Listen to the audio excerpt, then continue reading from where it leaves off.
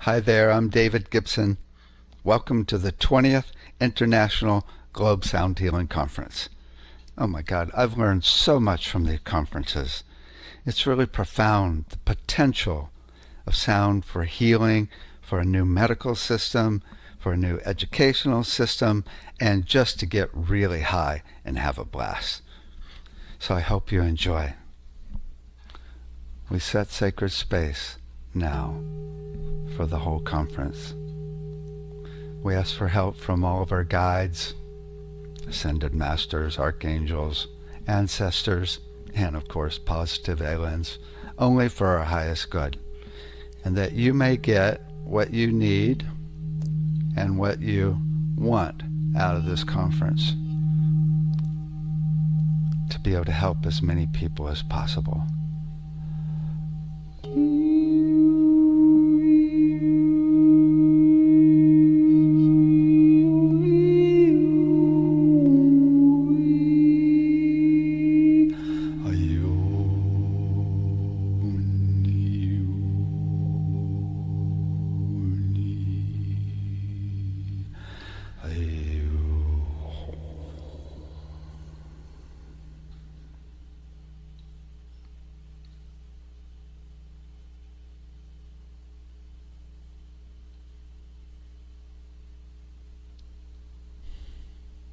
Enjoy. Here's an overview of everything we have going on at the Institute.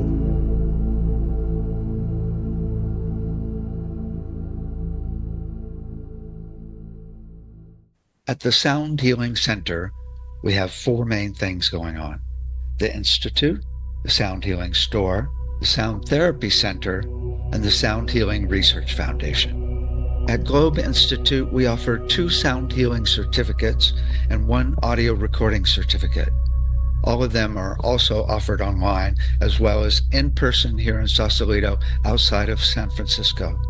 We're the only state-approved college in the entire United States that offers sound healing. David has created the #1 selling books in the field of audio recording and sound healing. In recording, there's the art of mixing and the art of producing, and in sound healing, the complete guide to sound healing. He's also written a book on sound-loving relationships, creating harmony and loving relationships, including many sound healing techniques. It's all about being whole on your own, heart open. The Sound Healing Store has over 400 sound healing instruments and technologies. We also have a physical store where you can experience everything. In the store, we've got over 100 CDs and downloads. We've got all of my books. We have a full range of instruments, including crystal bowls, Tibetan bowls, didgeridoos, gongs, drums, rattles, tuning forks, and a full range of melodic instruments. We also have a wide range of consciousness-raising technologies, including sound chambers. We have sacred geometries and pendants, color and light therapies. We also have our brainwave assessment kit software and the voice analysis software. We got a contract with the largest dementia company in Northern California, and we've created 8 different protocols that have been implemented there for the last 2 years, and it's transformed the place dramatically. Check it out at soundfordementia.com. And we've got a full range of vibroacoustic tools. We make sound lounges, sound tables, sound vests, sound pillows, sound dolphins, and bass straps. All of these are excellent for a wide range of physical and emotional issues and just getting you relaxed and blissed out. At the Sound Healing Research Foundation, you can find over 1,000 clinical and student papers categorized for easy searching. You will also find the Medical Sound Association with over 1,000 doctors and sound therapists meeting bi-monthly to create treatment plans for a wide range of issues. These 30-page treatment plans are an excellent resource if you're working on a specific issue for yourself or a client. Check out medicalsoundassociation.com, where you can also join and attend our bi-monthly meetings. At the Sound Therapy Center, we have a list of over 40 issues and all the things that we offer for each issue. These include music and frequency CDs or downloads, treatment plans from the Medical Sound Association, and treatments we offer in person and online in the Sound Therapy Center for each specific issue. Finally, we have the Sound Education Association. We got a grant for $100,000 to bring our curriculum into 2 Montessori schools. With over 100 teachers and administrators, we've created over 2,500 exercises for kids from 3 months up to 18 years, all based on the books on brain development. We're now expanding the curriculum and creating schools around the world. Check out soundeducationassociation.com, where you can also join for free. You can find everything at soundhealingcenter.com. You can also email us at david@soundhealingcenter.com or call 415-777-2486.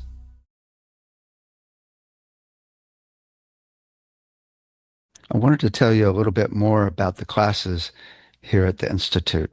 We're the only state-approved college in the whole United States for sound healing. So it's an official certificate, the only official certificate in the whole United States, which is important if you're going to be working in public facilities, public-funded facilities like hospitals. In many states, they require a real certificate. We've got a full range of instructors. Let me tell you about them. We've got Liz Addison, who is a happy shaman, we call her. She works with Native American energies and also chakras and does a lot of movement. And then we have Sylvina, who's a deep, powerful shaman. She'll take you to the depths of your soul to release the shadow side you didn't even know you had over a whole weekend. We have the classes, by the way, online or at the Institute. At the Institute, Sylvina's really, really amazing. We also have Sonia Drakulich, who is an amazing singer. She teaches voice work and does chants from around the world.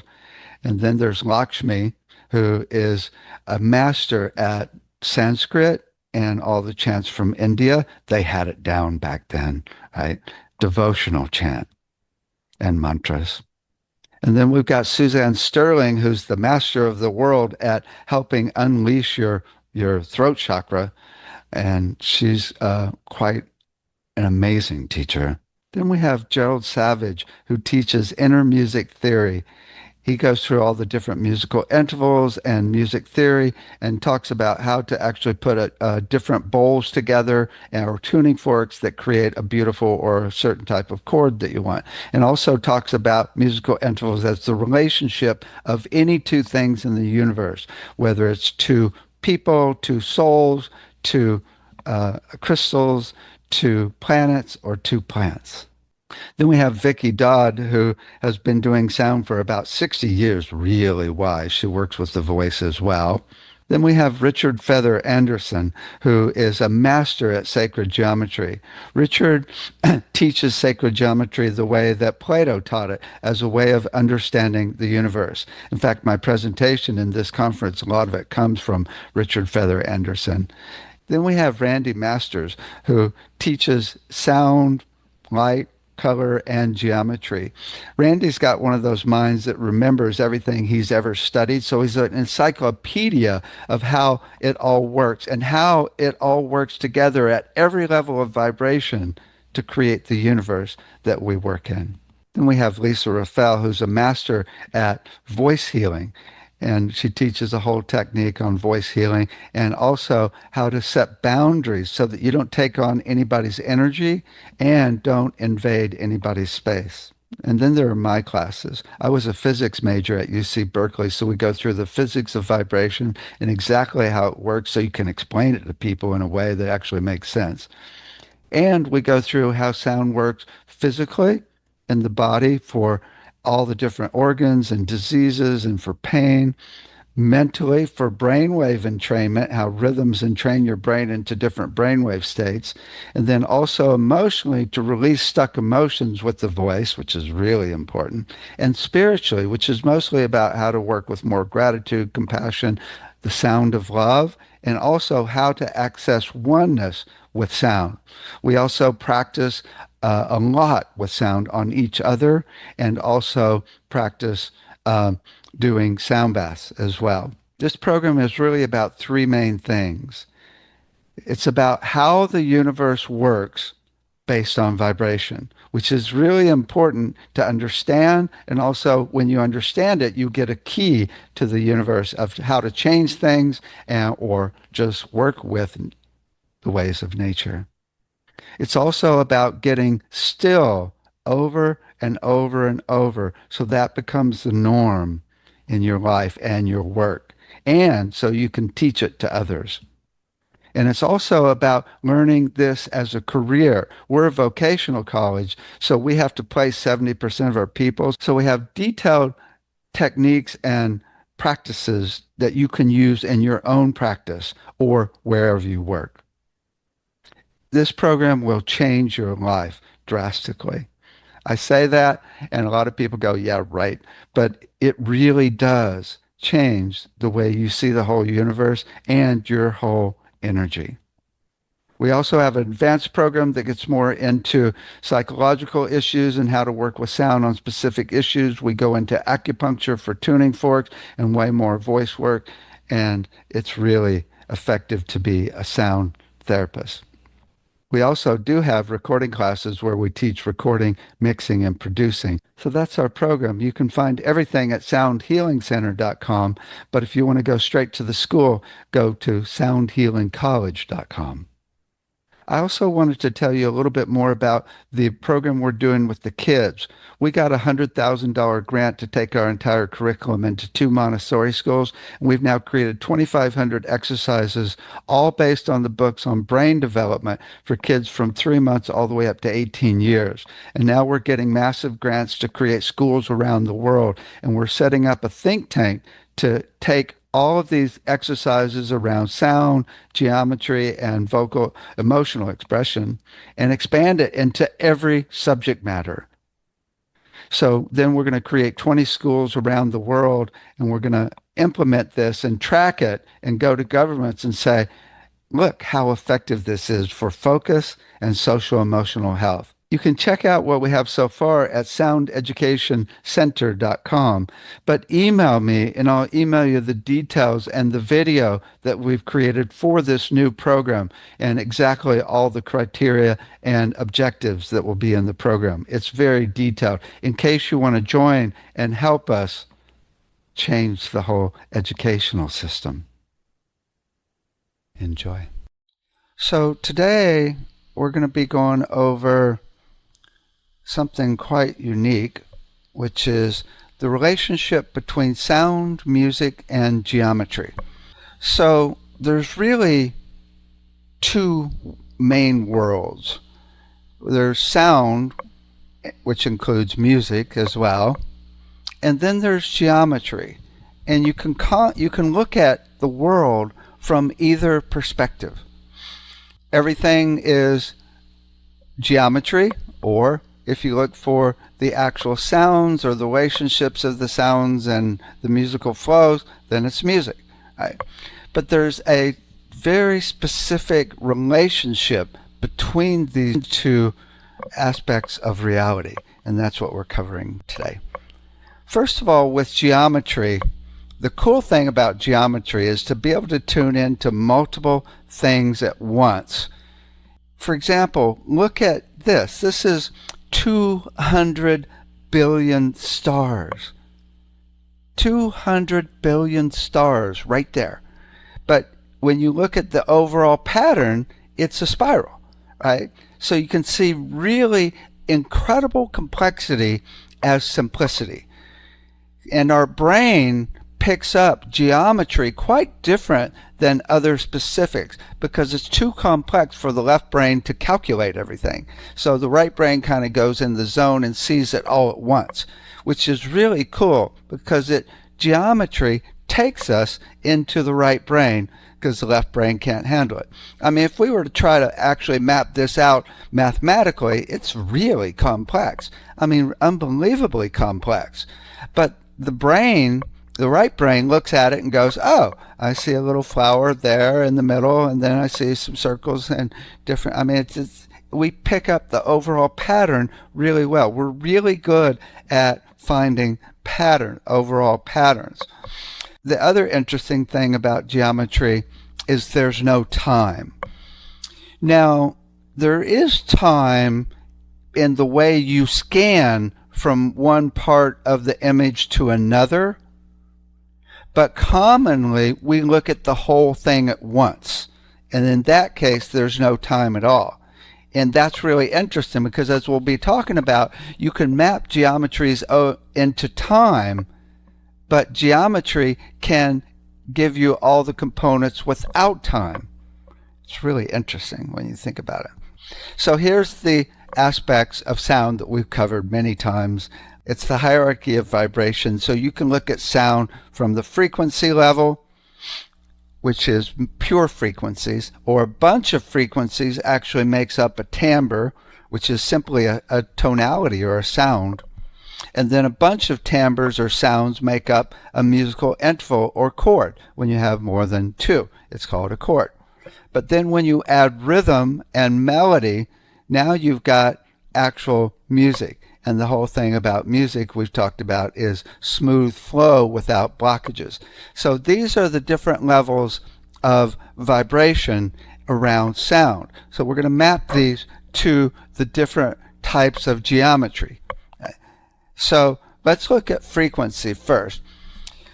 Now, in our physics class, we actually talk about the actual resonant frequency of a space. It's like when you're toning in a shower, or do a frequency sweep in the shower. And you hit the resonant frequency of the shower, it gets louder. Right?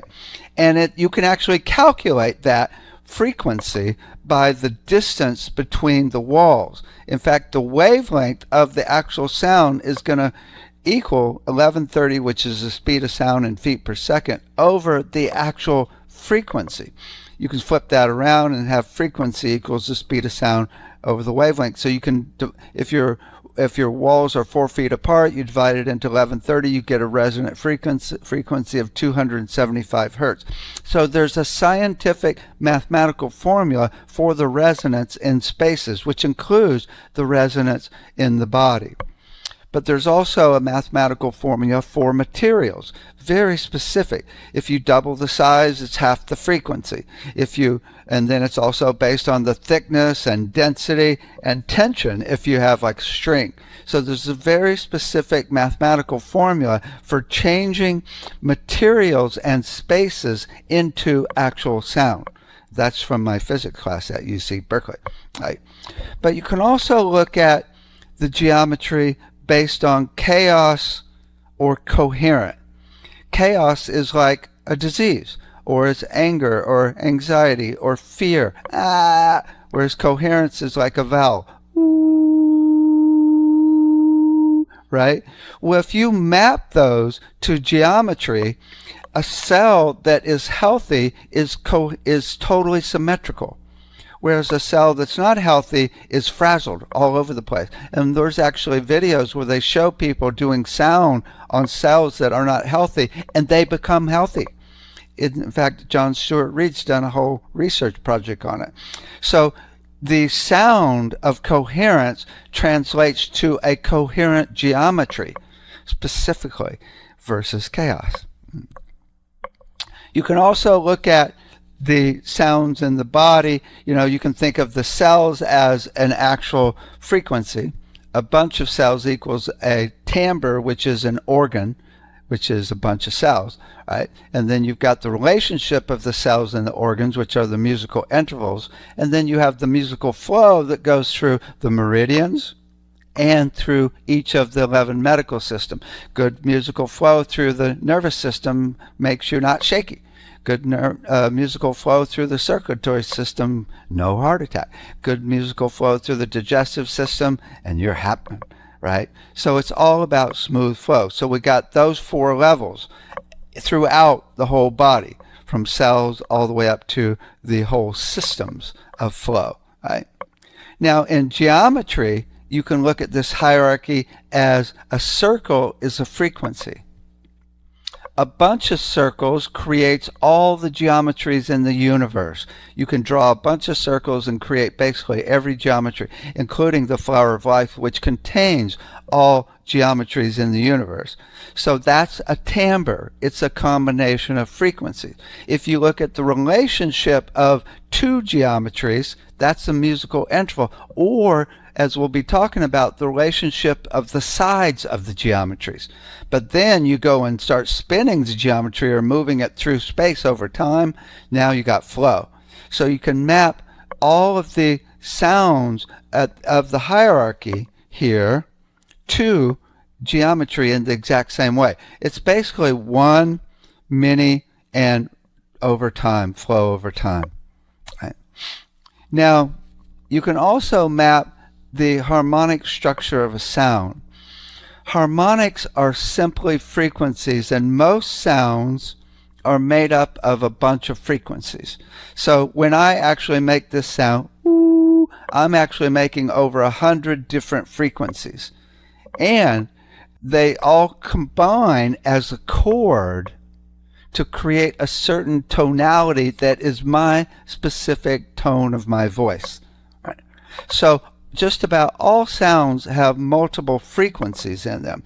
And what's really interesting and kind of bizarre is almost all of them throughout all of nature and all animals are all mathematical multiples. So if I'm singing 80 hertz, ooh, then the second harmonic is going to be 2 times 80, 160, 3 times 80, 4 times 80, 5 times 80.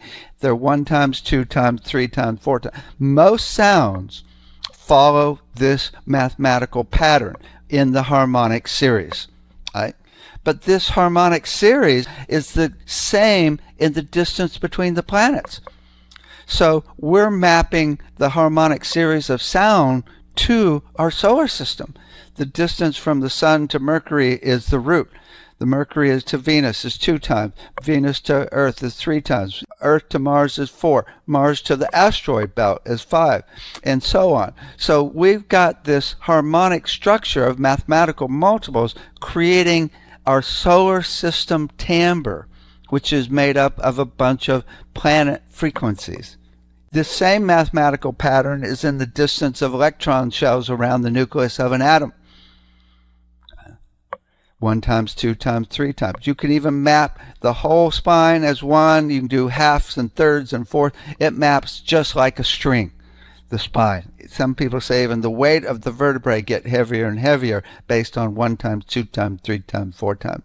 It's also in the auras. According to Fabian Maman, they get a higher and higher frequency based on 1 times, 2 times, 3 times, 4 times. And I would bet it's in the chakras, because this is the way God does sound. 1 times, 2 times. Why wouldn't the chakras be that way as well? So it's in many places, including chemistry, mathematical harmonics or multiples, and it's in the spectral lines of hydrogen, and in string theory, and also at the quantum level. Different levels of matter go from one level to another based on the harmonic series. Right. So that's a really cool mapping. Now we can look at a sound for a geometry based on its complexity. So I would see a circle or sphere as a pure tone, right? And a rich or complex bunch of circles would be like wah, which is a whole bunch of harmonics or frequencies instead of just one. So you can look at anything and map it that way. In fact, every pattern of geometry, these are the main patterns we find in nature, has its own, technically, an actual sound based on physics, which we're going to get into here. But we could, just look at them and come up with different sounds. So a sphere, again, woo, or explosion, a meander, or alternation, or branching, right? Or close packing. I don't know how to do that one. Bada, bada, bada. Spiral. Right? Or helix. Right? So they all can be associated with sounds. But mathematically, it's way more detailed. It's way more precise. Let me show you. So we can look at the harmonic series based on A in this case as musical intervals. So the first harmonic or root is the fundamental, second harmonic's an octave and then a musical fifth, then the fifth harmonic is a musical third. In fact, if you keep going, you get just about every musical interval just in the harmonics that make up a sound.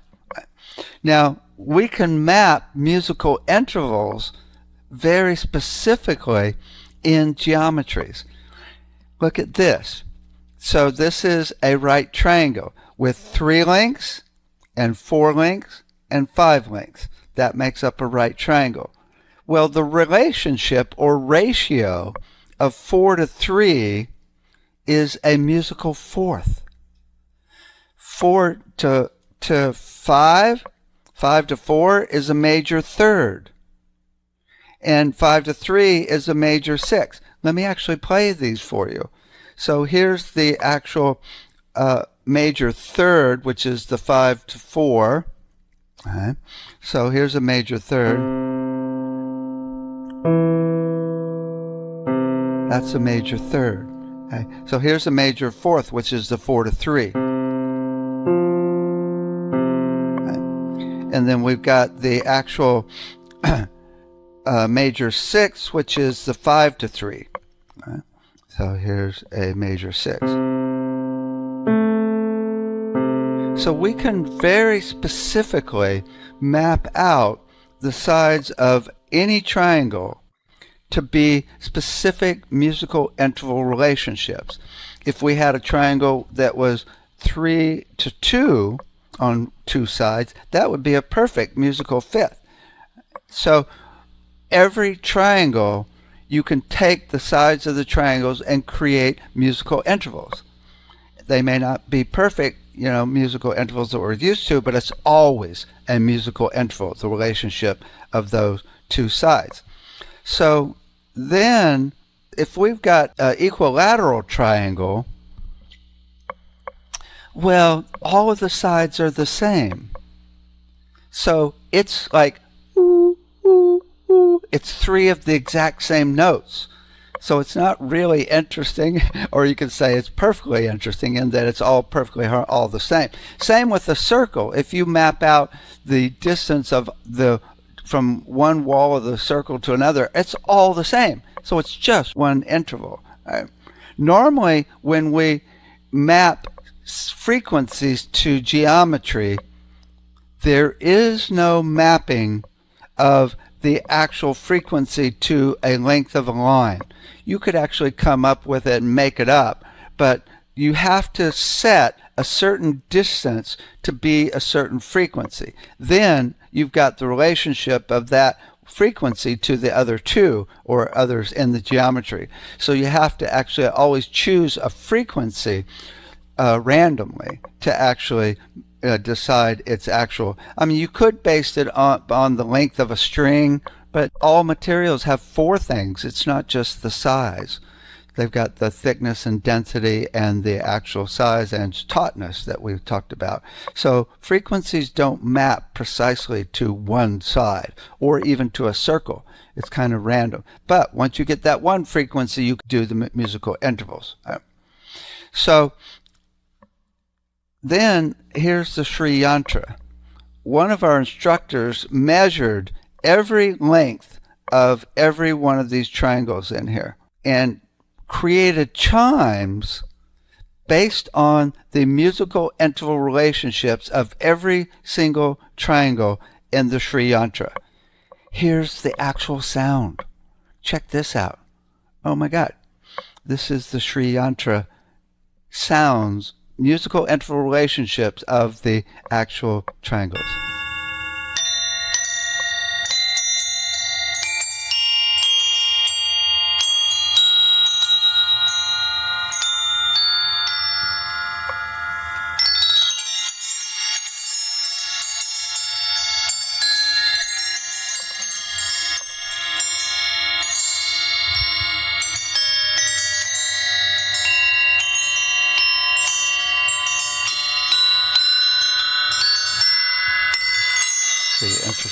musical intervals in there.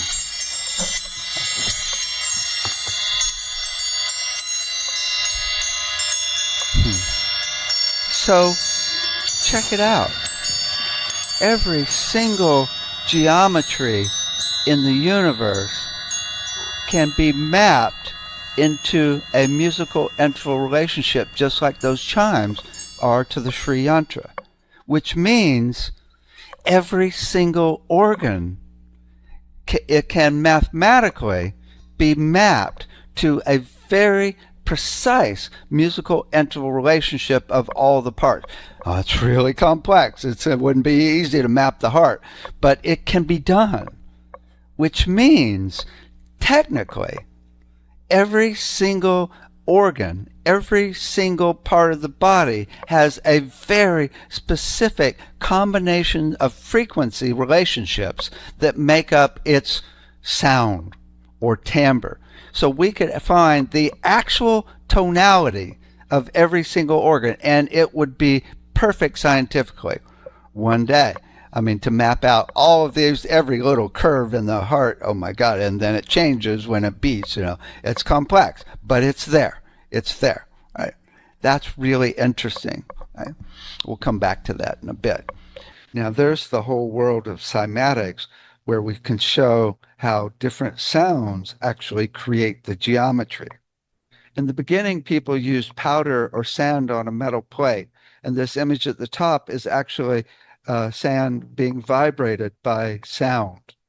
And then John Stuart Reed came up with the cymoscope, where he can actually vibrate water droplets. These are little tiny, like 1/16 of an inch water droplets being vibrated with sound.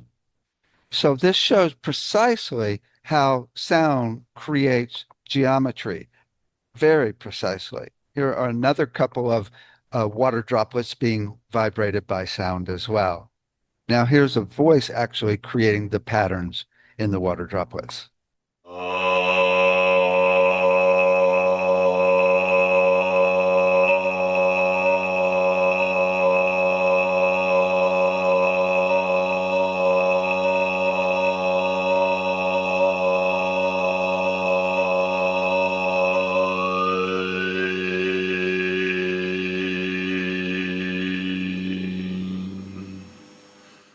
Here's a video by Nigel Stanford. If you haven't checked it out, it's really cool.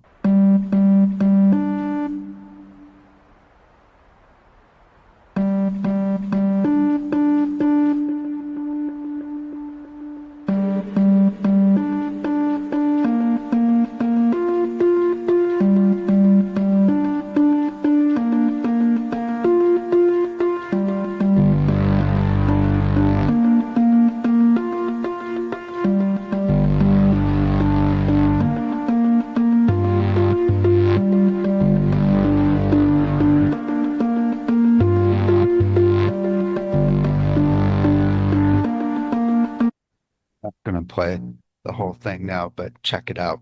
Here's a video where we had the 3 to 6-year-old kids set up on Zoom so they could actually sing and tone into the Cymatics plate and see the patterns of their voice. Check this out. 1, 2, 3.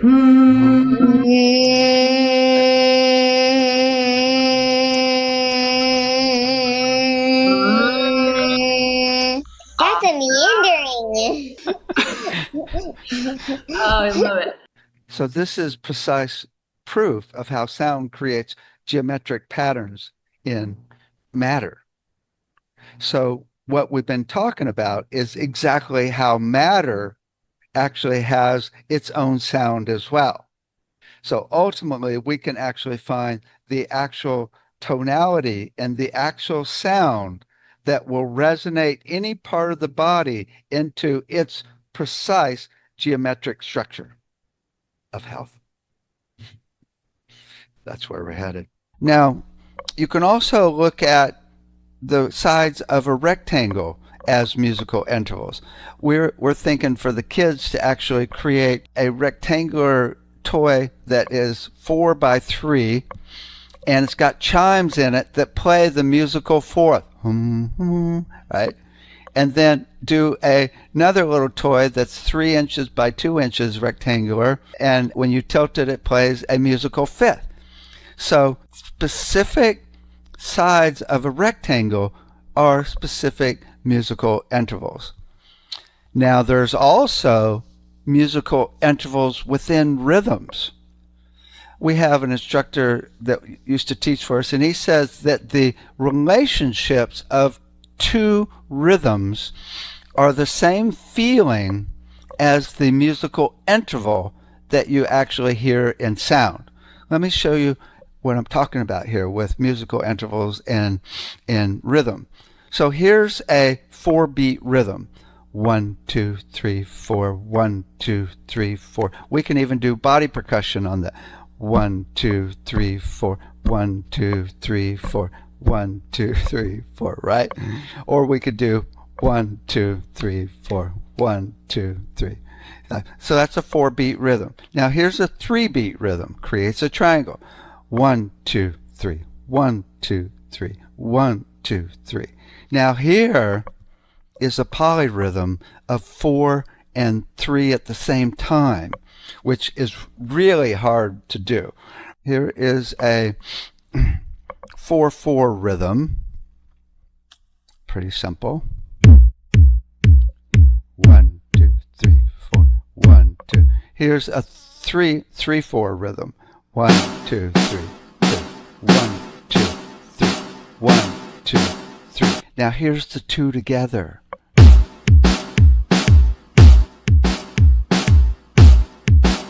That's exactly this.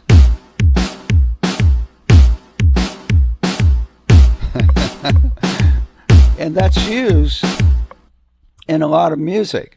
Actually, this was really funny. This is Led Zeppelin actually doing 4/3 at the same time, although the 3 is much faster than the 4.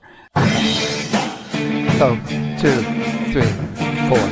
1, 2, 3, 4. But here's a guy totally playing 4/3. With the left hand, he's playing 4, and with the right hand, he's actually playing 3. Oh my God. It's like it's hard to even think 4 and 3 together, much less play it. Check this out. Left hand playing 4, right hand playing 3.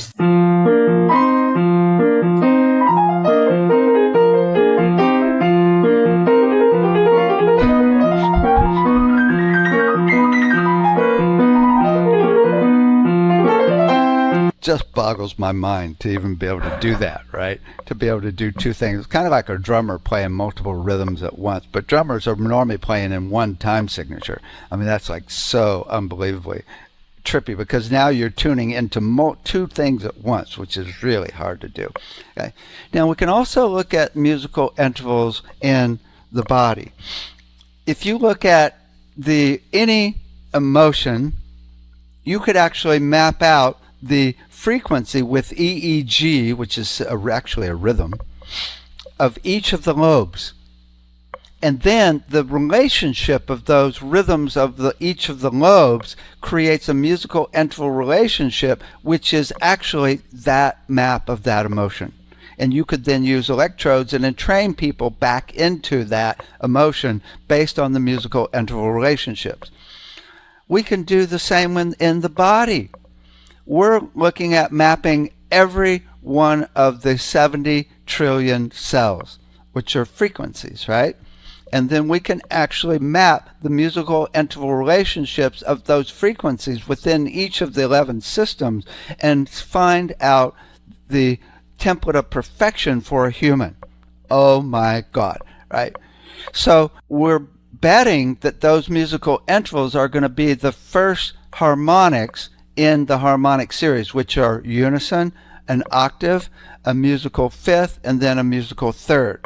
So the body is mostly, we're betting, octaves, musical fifths, and musical thirds in the relationships between the parts. So we can actually take this mapping and apply it to a body to entrain it into the musical interval template of perfection that we've talked about. Oh my God. And every geometry in the body, because a lot of people talk about geometries and different connections between different organs, create geometries. I had a whole woman in the conference years ago. She had mapped out a whole range of geometries through the different chakras and such.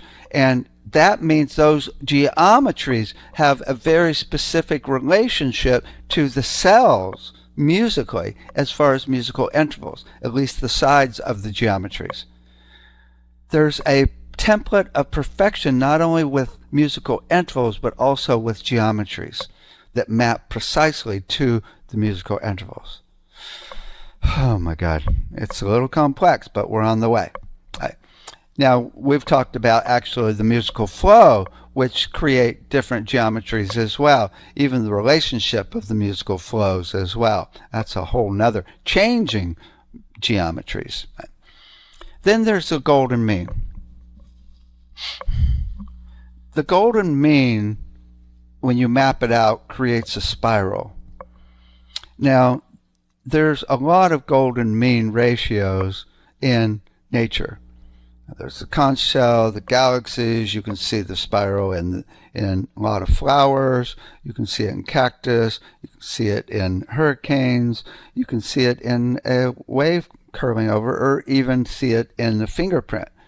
These are all golden mean spirals, which is almost the same as Fibonacci.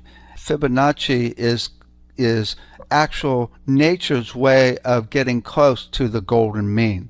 And Fibonacci is 1 plus 1 is 2, 1 plus 2 is 3, 2 plus 3 is 5, 3 plus 5 is 8, 8 plus 5 is 13, 13 plus 8 is 21, and so forth. So the previous number plus the current number equals the next number.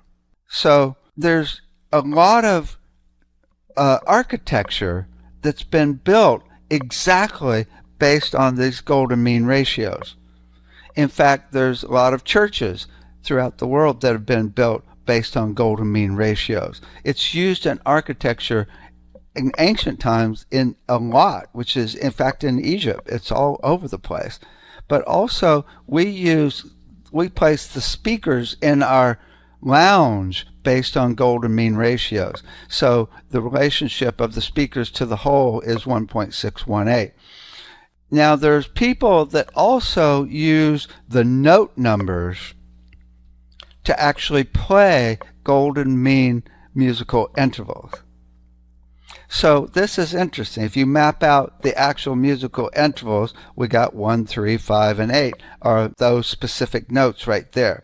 I mean, there's a lot of different ways you can do it, but this guy actually plays the musical intervals of 1, 3, 5, and 8, and then adds them together and plays the next number. So once he gets up to 13, he will play a 1 and 3. When he gets up to 21, he plays a 2 and a 1. Check this out. It's kind of a trip. In order to start the sequence, we need to add a 1.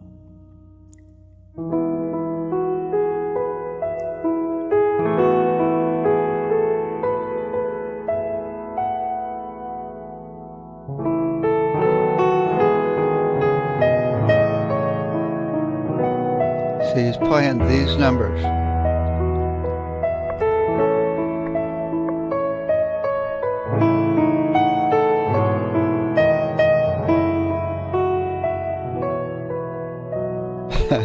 It's beautiful, isn't it? It's really quite amazing. Okay. Now you can also do, instead of doing the actual numbers of the notes, you could do this based on the timing of the sections. There's classical music like from Bartok and Beethoven where they actually climax at 1.618 in to the song. So if you had 100 measures, it would be measure 62 where it climaxes. So they're dividing the timing of their song into different lengths based on golden mean ratios. And then there's some people that actually do the lengths of the sections, where you have a section that's 1 length and then 2 and then 3 then 5 lengths. And then there's also people that do it based on musical intervals. In fact, Tool has a song called Lateralus where they actually use the lyrics where the lyrics have one syllable, then two syllables, then three, then 5 and 8, and they use musical intervals based on the golden mean as well. So you can check that out on YouTube. Lateralus is the name of the song. So these are the different ways that you can incorporate golden mean into actual music. And golden mean is the spiral that's throughout nature. Then we've got golden mean in the body. So we got the finger, tip of the finger. This length from this part of the finger is 1.618 times this little piece. And then the hand is 1.618 times that part of the finger from there to there. And then the arm is 1.618 times the hand. It's also in every distance in the body. It's averaged out so everybody's a little bit different, but it's really close. So this golden mean is throughout the body. Now, they've also did a study where they actually found that the ratios between the distance from the bottom of the chin to the nose to the eye and the distance of the eyes, it actually has a very specific golden mean ratio that we associate with beauty. So beauty is technically a mathematical formula, somewhat. Right? Everybody's a little bit different, though, as to what we think is beauty, so it's not precise. Right? Then there's golden mean ratios in the heart. Now, when you're running love, the heart goes up and down in tempo in an S-curve. And that is a golden mean S-curve. You can actually see the golden mean in that S-curve. But also when you're running love, they say that the heart actually creates harmonics that instead of being 1 times, 2 times, 3 times, 4 times, are actually golden mean, which means they're multiplied by 1.618. So I created this actual golden mean spiral of the different frequencies of the harmonics. And I started with 136.102, which is the main frequency people use for the earth. And then I multiplied that times 1.618 and got 220. And then multiplied that times 1.618 and multiplied that by 1.6, all the way up to 10,000 hertz. So let me play for you these frequencies going in and out in volume, which creates a golden mean spiral of actual frequencies with sound. Turn them up and down just smoothly to make it kind of sweet. Check this out.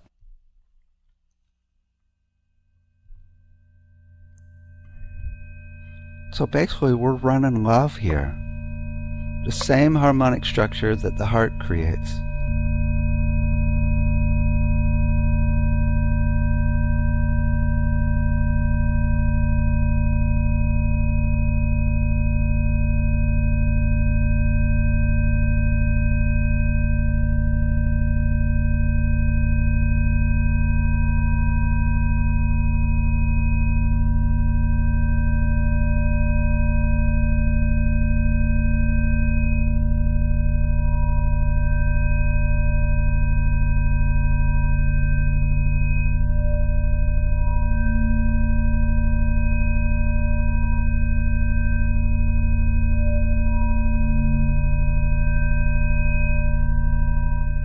So these musical intervals are actually golden mean ratios, 1.618. The main musical interval that we normally use is the musical minor sixth, and that is the closest to the golden mean ratio of all the musical intervals. Let me play for you the minor sixth. Commonly used for love songs too. Right. So that is the closest musical interval to the ratio of 1.618 of the golden mean. Okay. Now, the interesting thing about geometry is you can create art and get really creative really quickly. When you know the overall structure of the universe, you can take those parts and put them together in a million ways and get really creative. And that's what people have done with all types of art, including Islamic art. Let me show you. So first of all, you can take a 5-pointed image called five-fold symmetry, where it's got 5 edges or 5 points, and then you could actually take that and do a rhythm of 5, even on the body. 1, 2, 3, 4, 5. 1, 2, 3, 4, 5. 1, right? Or 1, 2, 3, 4, 5. So you could create a 5 rhythm. And flowers commonly have 5 petals, 3, 5, and 8, based on the Fibonacci. Now we can also do 8-fold symmetry, which has 8 corners or 8 points, and a lot of artwork is done based on that. And so we've got an 8. We could do 8 spots on the body. 1, 2, 3, 4, 5, 6, 7, 8. 1, 2, 3, 4, 5, 6, 7, 8. Right. So, and that creates an octagon, whereas of course this one is your pentagon. Right. And then we've got the 12-fold symmetry, which are things that have 12 pointed stars, or actually have 12 sections to them. And then we've got the, I don't know, maybe it's a dodecagon. I didn't look up the name, where we got 12 points on the circle. So we could go 12.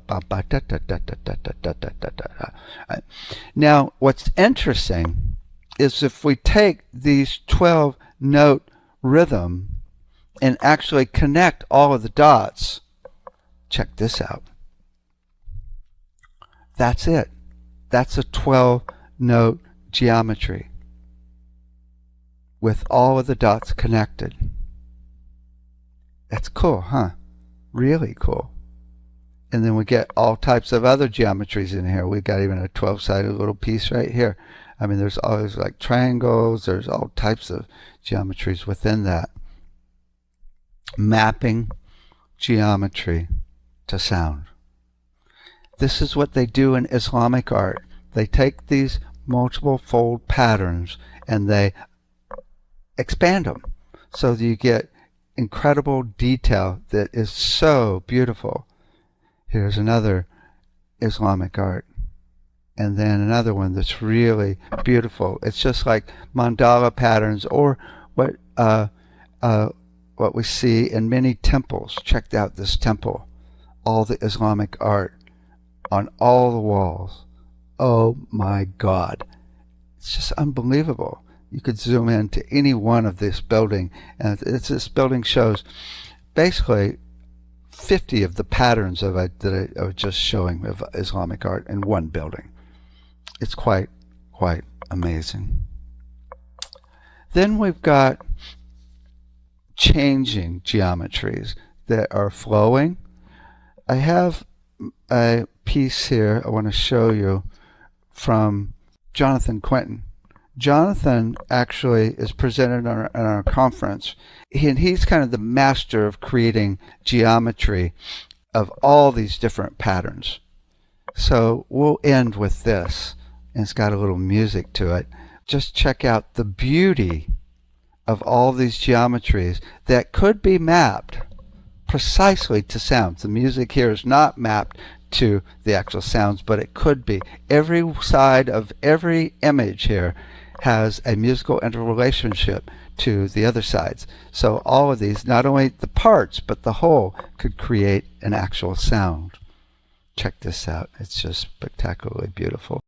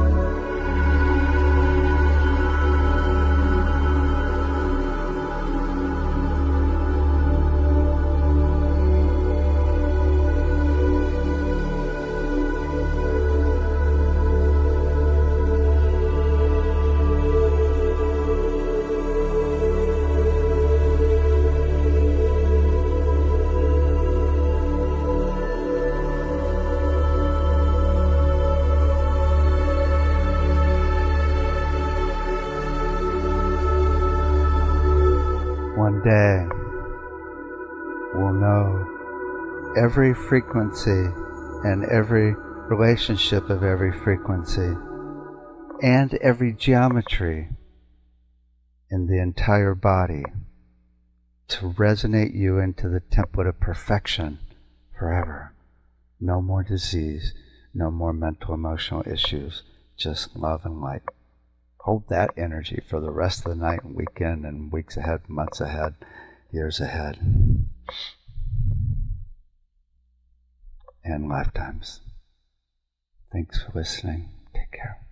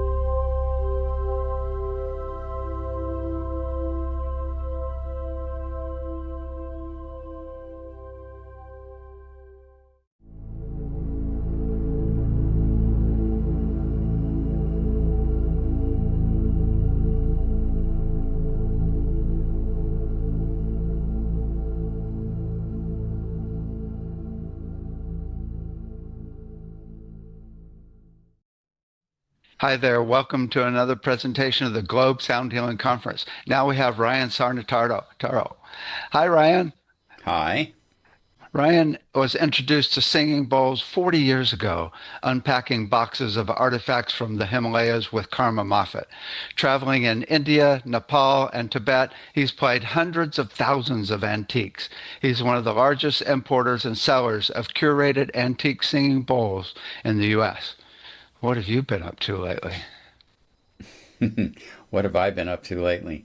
I've been playing a lot of singing bowls and making a video for everybody to take a look at. A consuming process for somebody who's never done anything like that before. Cool. Okay, here's the big question. If you had all the money in the world, what would you do to help people on the planet?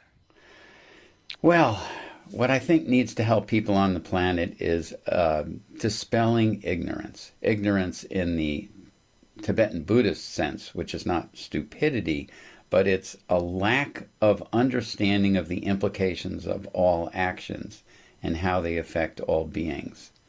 And with that wisdom, an entirely different planetary matrix could unfold.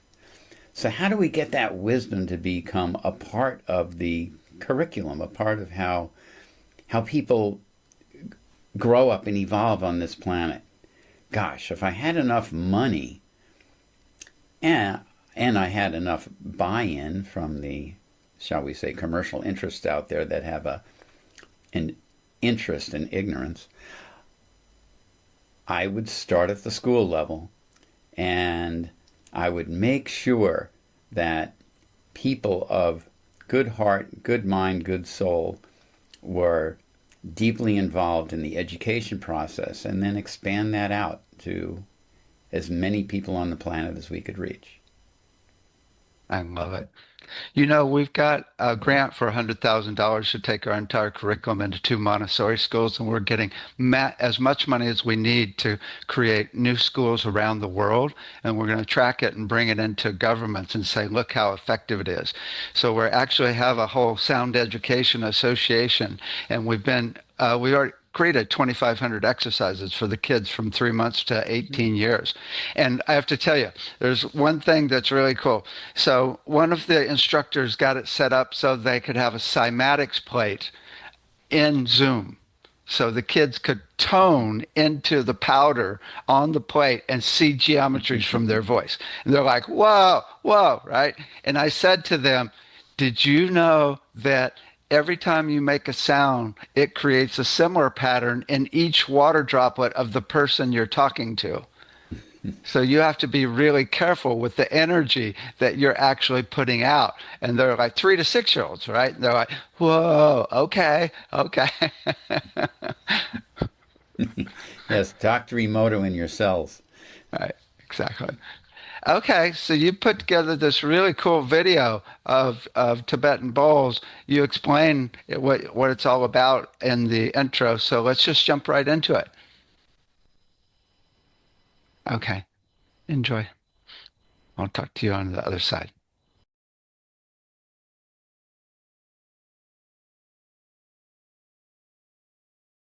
Let me give you an overview of what I'm planning on delivering to you in this little presentation.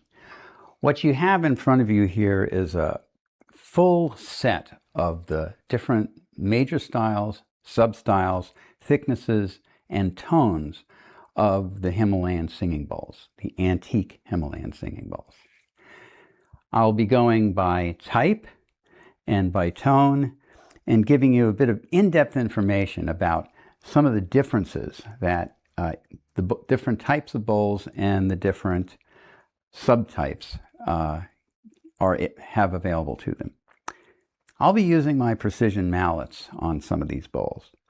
These mallets are designed to both accentuate the central frequency of a bowl, or you can use multiple mallets on a bowl to get different parts of the soundscape to come forward.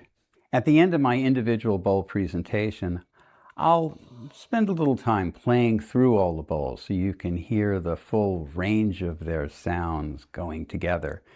And I'll do a little back and forth between them as well, just to add a little bit of interest there.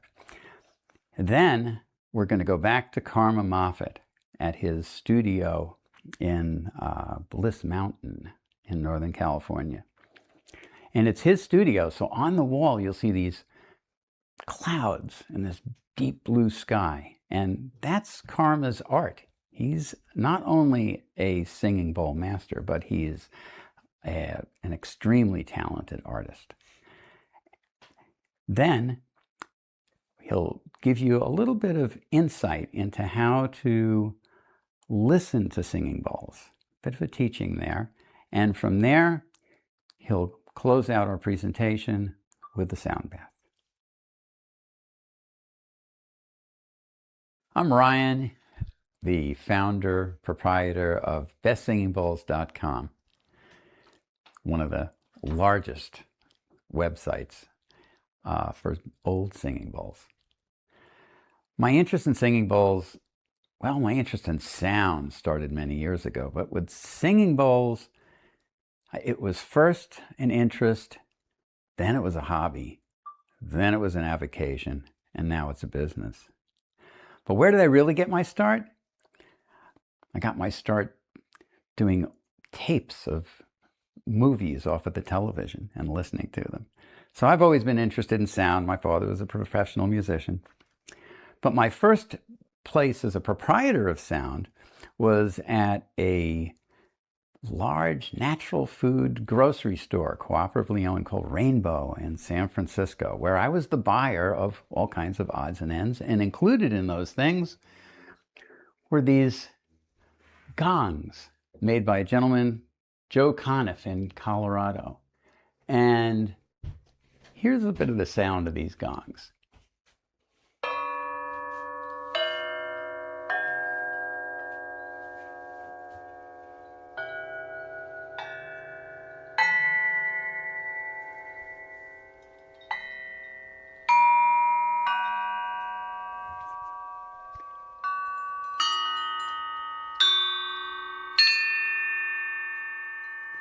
So that was kind of my first sound. As you can see, they're not resonant like the singing bowls are.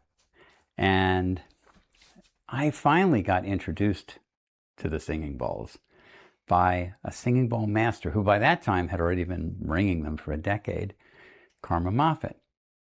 And let's go to a little interview between myself and Karma that was made earlier this month, still March 2026. Hi, I'm Ryan with Best Singing Bowls, and I'm here with Karma Moffett. And where the singing bowls come from, one very important factor is lineage. And what I want to do is to convey that my singing bowl lineage is from Karma Moffett. I saw my first singing bowl with him opening a box of artifacts from Dharamsala 45 years ago. And he brought me along in the process of understanding and loving the singing bowls. And Karma Moffett, the bowl guru, is who I'd love for you to hear some things from. Hello, I'm Karma Moffett. I've been actually ringing bowls for 55 years. I started pretty early. I sort of got my start. I started recording with cassette, and I started recording a Moog synthesizer and Stratocaster guitar and all kinds of bells and whistles. And then one day, I did a lot of walks. I lived in San Francisco for 40 years, and in the beginning I would walk to the ocean about once a week or once every other week. And these long adventures, and then after a while I asked the Great Spirit, what do I get for these adventures? And lo and behold, one day I came home, and sitting on a rock in my home was a rare old Tibetan bell and dorji in a wooden case set with a note saying, "May it help bring love to mankind." So in my walks in San Francisco, I would carry my handbells and my dorji with me everywhere I went, and then I'd ring it for all the people that I would meet. And then I realized that there were so I was ringing my bells, my book and bells, and I realized I had this beautiful Tibetan instrument, and so I visited Dorji Lama, which was the first Tibet shop, I believe, in San Francisco, and his family was from Lhasa, and he became my guide, sort of my guru. And so I would visit him once a week, and I go into his Tibet shop on Broadway in San Francisco, and I would sit on the rugs, and I'd pull out my bell and ring it for him. And he'd always have a space for me to ring the bell for him. And after a while, he gave me one bowl, an altar bowl, really beautiful golden altar bowl. And it wasn't the finest ringer, but it was a really pretty bowl. And that was my first bowl. So then I went to the Tibet exhibit. I went to the King Tut exhibit at Asian Art Museum, and when I walked in, I got to see all these beautiful artifacts from Egypt. And then right after that, I got invited to an apartment in San Francisco, and I went in the apartment, and the apartment was filled with Tibetan artifacts. Wow. So it was like walking into the exhibit and being able to handle and touch everything. And so they were bringing, Linda Mercurio and Ed Holcomb were bringing in their importers, and they were importing from Nepal. And so they asked me what I liked, and they liked what I was doing with my bell. So they said, they showed me the bowls they had. And so I started collecting bowls from them. And then I had the realization that there were like two other bell ringers that I knew of, and it was Henry Wolf and Nancy Jennings. And they were the first bell ringers that I heard of. They were in Marin. And I became sort of the second, bell ringer. So I just to share my ringing with my Tibetan friend, to keep it in the Tibetan family. And then Dorji Lama gave me tickets to see the Dalai Lama.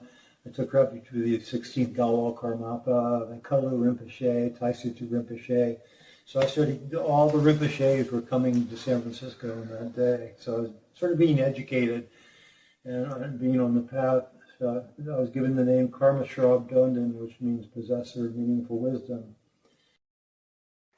So at some point, Karma Moffett wanted to make a little bit of a change in his concert set. He decided that he was going to retune to some extent, and he needed to sell his concert-level bowls.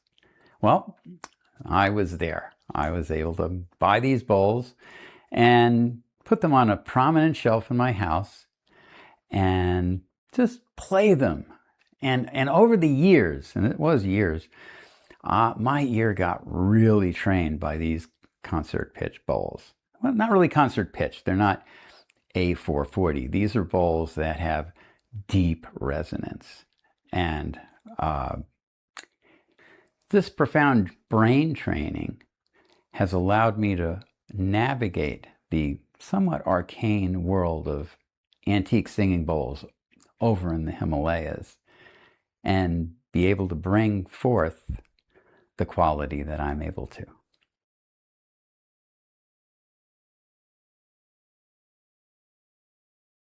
Best Singing Bowls is a collaboration with my lovely wife, Karina. We did our first trip to Nepal and Tibet. It was a long trip, and it's 30 years ago now. And Karina now packs the orders. She certainly accompanied me on a number of journeys to that area.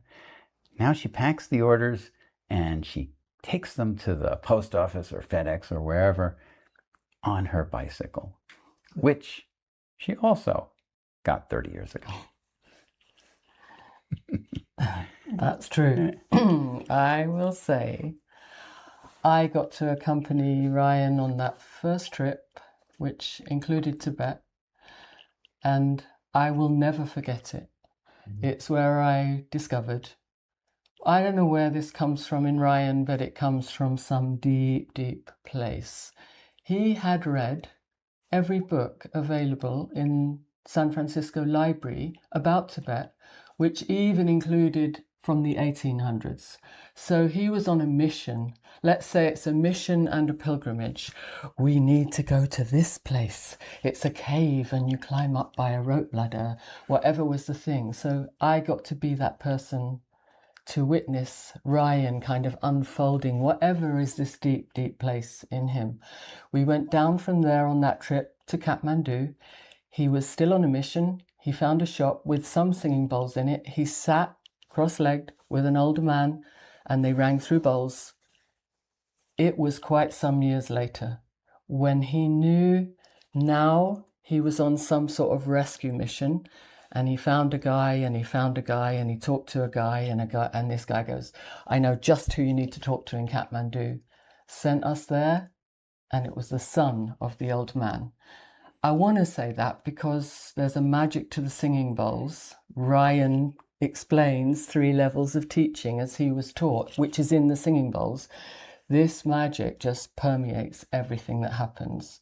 The last thing I'll say is that he did his best to learn a little bit of Tibetan when we went there 30 years ago, and I can still feel the warmth of especially Tibetan nomads would just light up that he had even attempted. It's really hard for English-speaking people to speak Tibetan.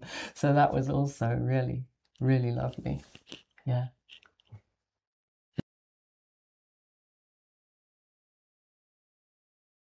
The first type of bowl I'd like to talk about, are ulta-body bowls. Now the word body means bowl in Nepalese. Ulta-body bowls are characterized by this little flip in the edge. They're large bowls. They can be very thick or very thin. They can be very deep, very low-tone bowls, especially the thin ones. I've got 4 here on this table, and then 1 huge ulta-body bowl. This is not the kind of bowl you'll pretty much ever find available. This thing weighs over 10 pounds. It's 16 inches wide.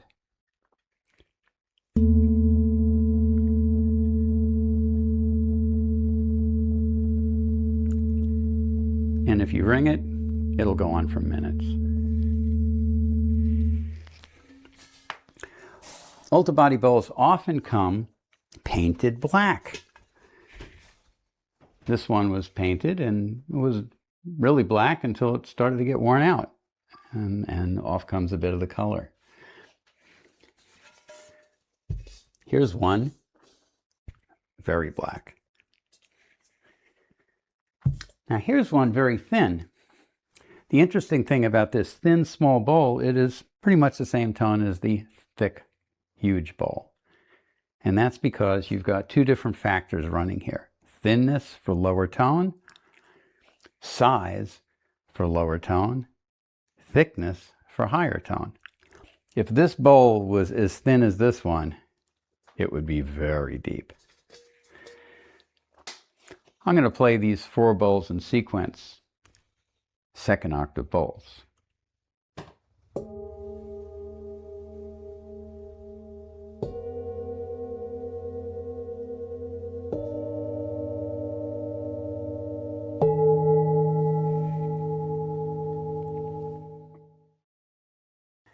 These are jambadi bowls. Jambadis are also very large bowls, and they range in tone from under 60 hertz, which is in the 1st octave, up into the 4th octave above middle C. And the original singing bowls that were coming out of Tibet were jambadi bowls. Now, this bowl here, black painted inside and out, doesn't seem that old, but I visited Frank Perry at his house in England once, and he had a bowl that looked very much like this that he had bought from Sotheby's. And the lineage was that a soldier who had been on the young husband's expedition to Tibet in the early 1900s when the British invaded had brought this bowl back. And so it was quite an interesting thing to look at a bowl like this and go, wow, not much of a bowl, and then, oh, that could be a Tibetan bowl, a real Tibetan bowl. Anyway, the most common type of, or subtype of Jambadi bowl is this, which is a classical bowl with a couple of lines on the outside, a little bit of a rim that goes inward. This particular bowl has a little inscription on it. So if you were shopping for bowls in the last century, over in Nepal or in India, these were the kind of bowls that you would see.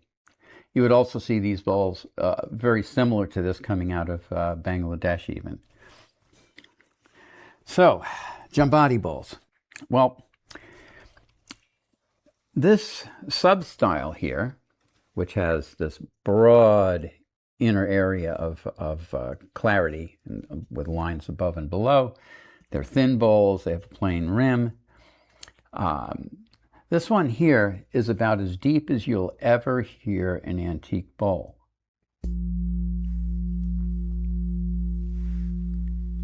That one's at 58 hertz. It's, of course, this tone because it's large and thin. But there's something else about it, too, which I couldn't tell you because I could look at another bowl that was about the same as this, and it could be quite a bit higher, quite a few notes higher. This is another classic bowl. Here's an example of a bowl, beautiful hammer marks. And it's not like they wanted to leave the hammer marks like that. This is a matter of the bowl being worn.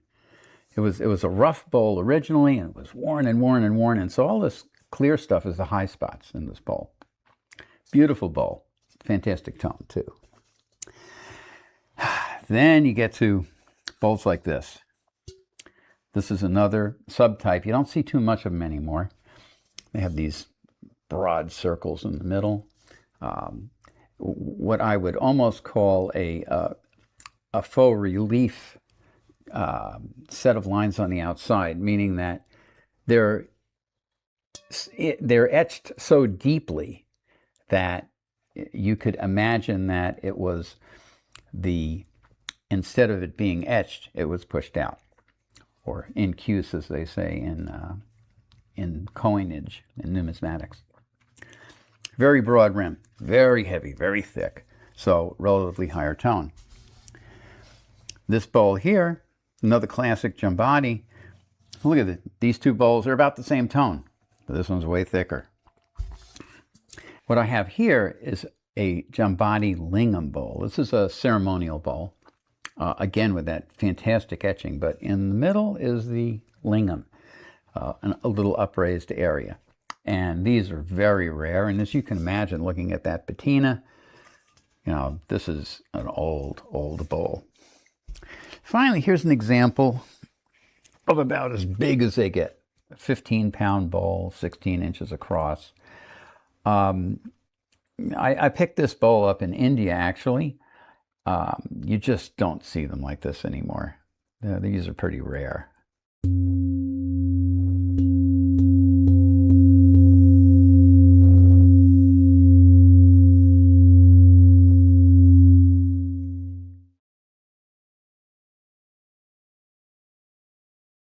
Now I'm going to ring these bowls. I'm not going to do this with all the bowls, but I'm going to ring these bowls with different mallets so you can hear how these three mallets, a very low-tone mallet, a precision low-tone mallet, and a precision mid-tone mallet, will bring out different sounds from the bowls. So here we go.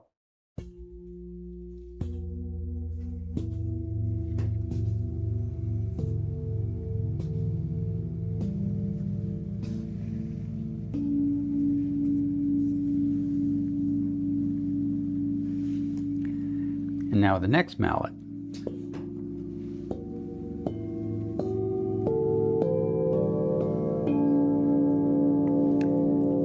And now with an even higher tone mallet.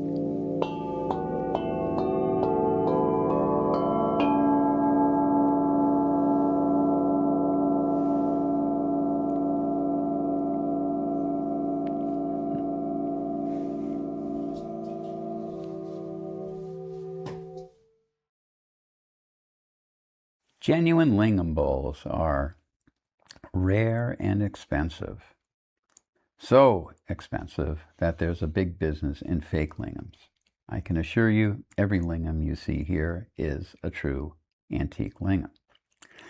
I showed you the Jambadi already. Tanabadi was the most, was often used for lingam bowls. These are bowls that you would find on an altar, a bowl that could very well be used for its sound. And with the lingam bowls, especially these very old bowls, and all of these bowls could be a couple of 100 years old.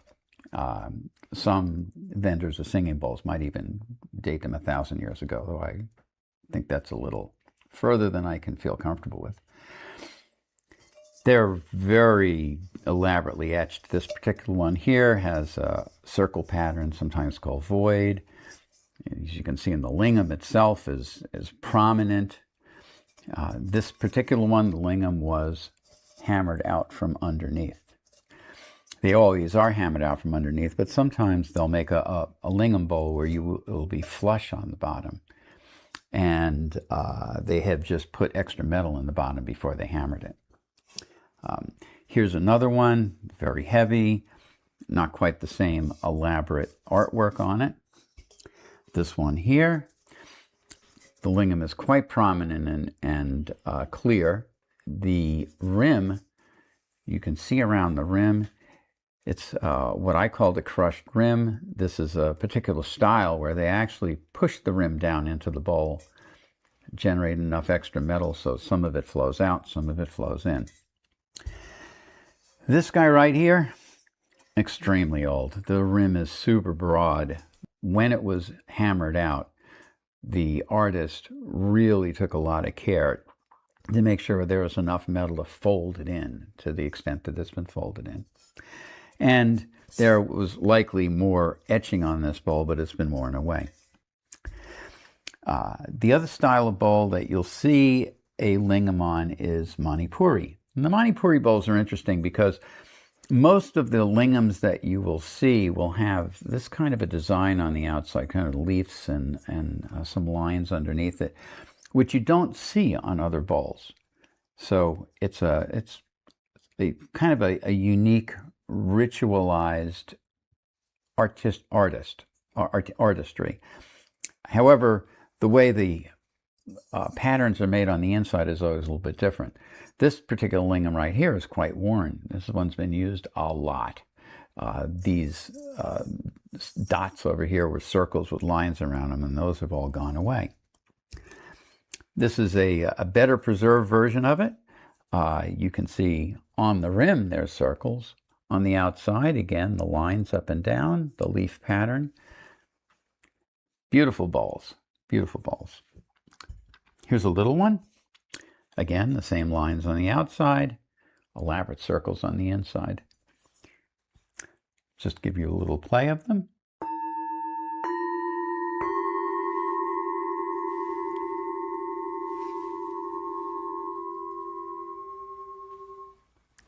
And of course, with a bowl like this, really thick, the tone is high. All of these are high.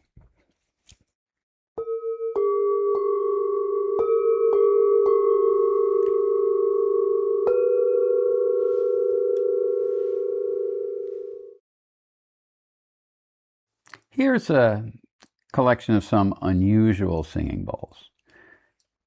Most of the singing bowl makers were making the old standard styles, following kind of in the footsteps of their ancestors.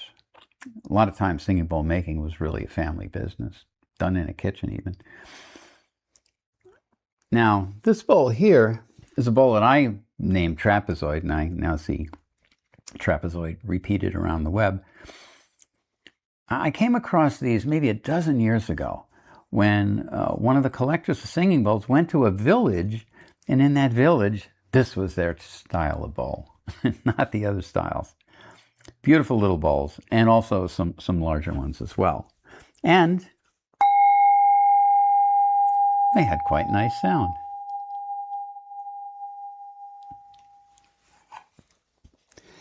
Now this is another bowl. I can't say it comes from a particular village, but you know, it looks almost like an anvil. These are super thick. They're quite artistic.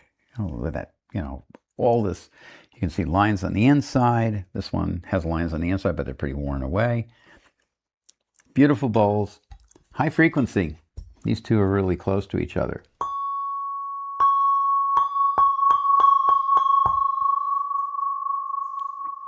Don't last that long, but beautiful sound. You could call these Tibetan bowls, but not really. I mean, look at that wide rim. Very thin. Lots of lines. Beautiful artwork inside. Also quite high tone. Higher tone than you might expect for not so much metal in them.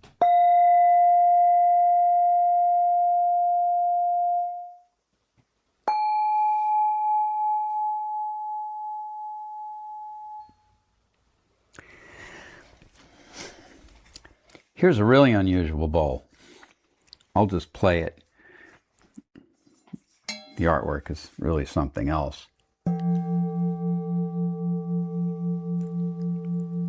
Almost like a temple bell.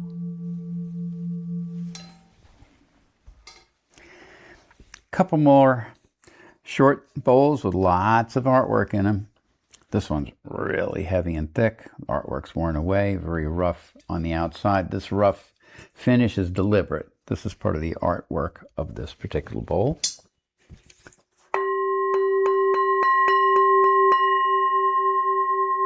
Still a good tone.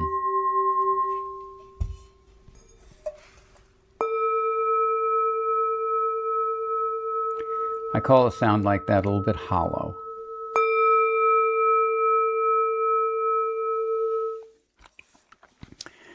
These bowls you see around quite a bit. This is a pedestal bowl, or sometimes called a naga. And this one's been polished long ago, I believe. Cool thing about these is you can shake them all over the place.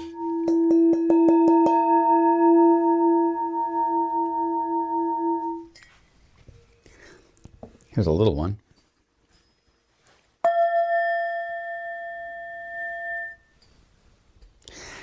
Now, this bowl is a, what shall I say, a testament to marketing. They're sold as Buddha bowls because there's some pictures of the Buddha holding a bowl like this. I can assure you that nobody over there ever called it a Buddha bowl, but nonetheless, whatever you want to call it, they can sound really good. Final one I wanted to show is kind of a hybrid bowl, but it's just a beautiful example of the old maker's artwork.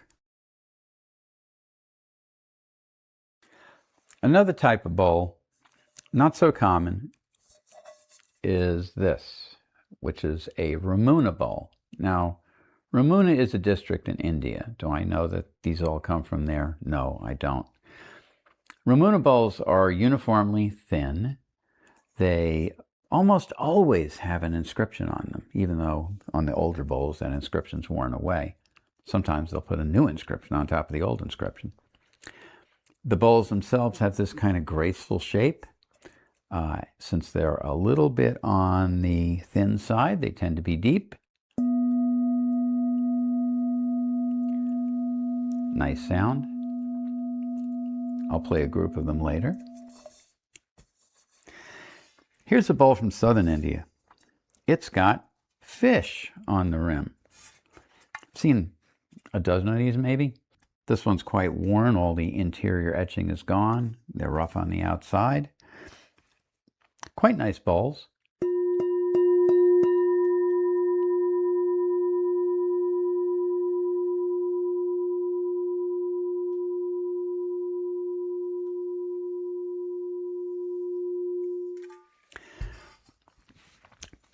Here are two bowls you might consider Tata body, maybe, straight side, not so straight on this one.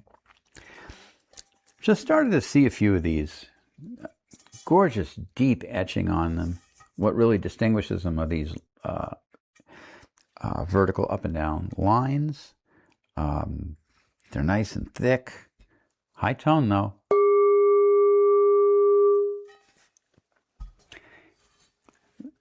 This bowl here, so it's just a fantastic expression of the artwork. You've got the deep circles inside. You've got a very deeply etched rim, nice and broad. All these nice little circles on the side. It's even got a little rope design right under the rim. The artist smoothed it here, left it rough with the hammer marks below that. Just a fantastic bowl. Now, just so happens, gosh, they're pretty close, aren't they? Can you tell which is higher or lower?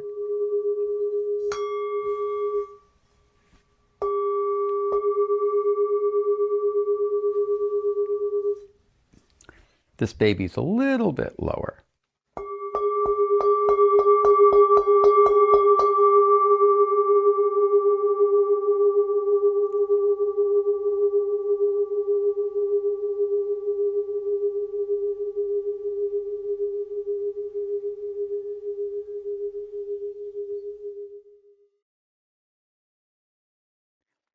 Manipuri bowls, low and wide, sometimes curved on the bottom, are really the original Tibetan singing bowls. These are the bowls that were coming over in those boxes from Dharamsala with that were going to Karma Moffett's place. They're gorgeous bowls. You can get tremendous sound out of them. And there's quite a variety of different sub-styles in them. So I've kind of laid out a few of them here.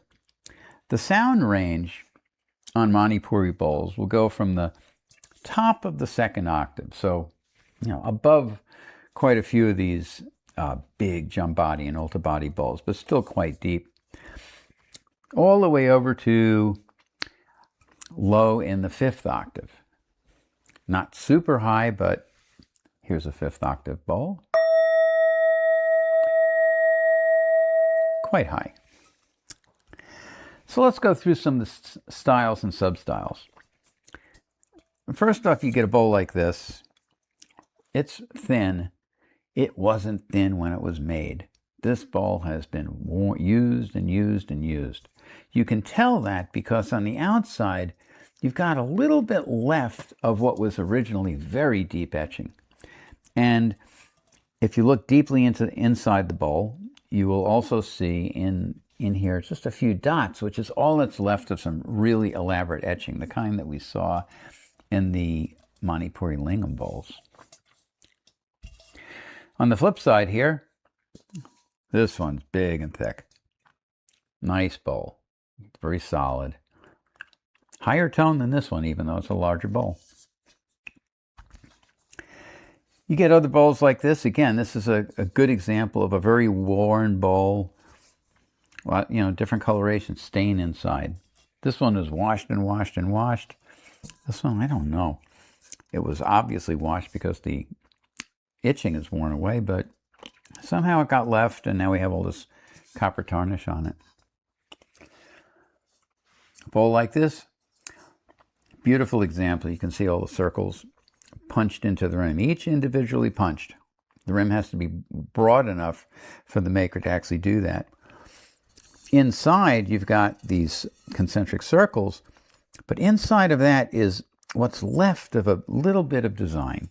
And this kind of reminds me of some of the coins that were in circulation when I was a kid, where for whatever reason, the designers put the date on the coin to be the highest point. So you'd get a nickel or a quarter. There was no date left on it. It was all worn off already. Well, that's kind of the same thing with these guys here. That central design is almost always gone. I picked one out here that has a bit of a central design in it, just to show you a well-preserved example. well preserved, but also this bowl is a newer bowl. It doesn't have quite the elaborate artwork that that one had. Sometimes beautifully polished. Just a fantastic looking bowl. A thick old bowl. Every bit of etching is gone. Well, there's a little faint etching on it, but I mean, you really have to look hard to find it. And as with all the bowls, you get a thicker bowl, you get a higher tone, you get a smaller bowl, you get a higher tone. So we're working our way up here. This is another example of a bowl which has just the dots on the inside. Same design, banded circles, all gone. This one, very deeply etched exterior. Right? So you got this deeply etched exterior, but just as deeply etched as the interior, but it's smooth, it's gone. The rim, you can see that there's a line in the rim. That line used to be really deep, you know, something on the order of even some of the Tauta body bowls. But yeah, that's gone now. Many years of use. That's why these bowls can be dated centuries old, because it takes a lot for a bowl to disappear to the extent that these have. Pick this one up. I don't know about this bowl. I mean, I've had it for 15 years. I bought it from a Sikh guy in India. It could very well be a cast bowl. I don't know. It's got this strange color to it. You know, you look at the strange color, you go, all right, is this one, and it's very heavy. Gee, you know, most of these bowls here, 75 or 80% copper, the rest in tin, some trace metals. I wonder about this one. Maybe it's brass. Who can tell? Okay, this is about as high a frequency Manipuri that you'll see. True Manipuri. A little bit up into the 5th octave. Very small bowl. It's on the thick side. Above that, there's another kind of bowl, which you could say is a substyle of Manipuri. Kind of a ritualized shape where it always have the two bands on it. It's got the same exterior look to it. Very broad rim. And always a little bit of interior artwork. It's about as high as they go.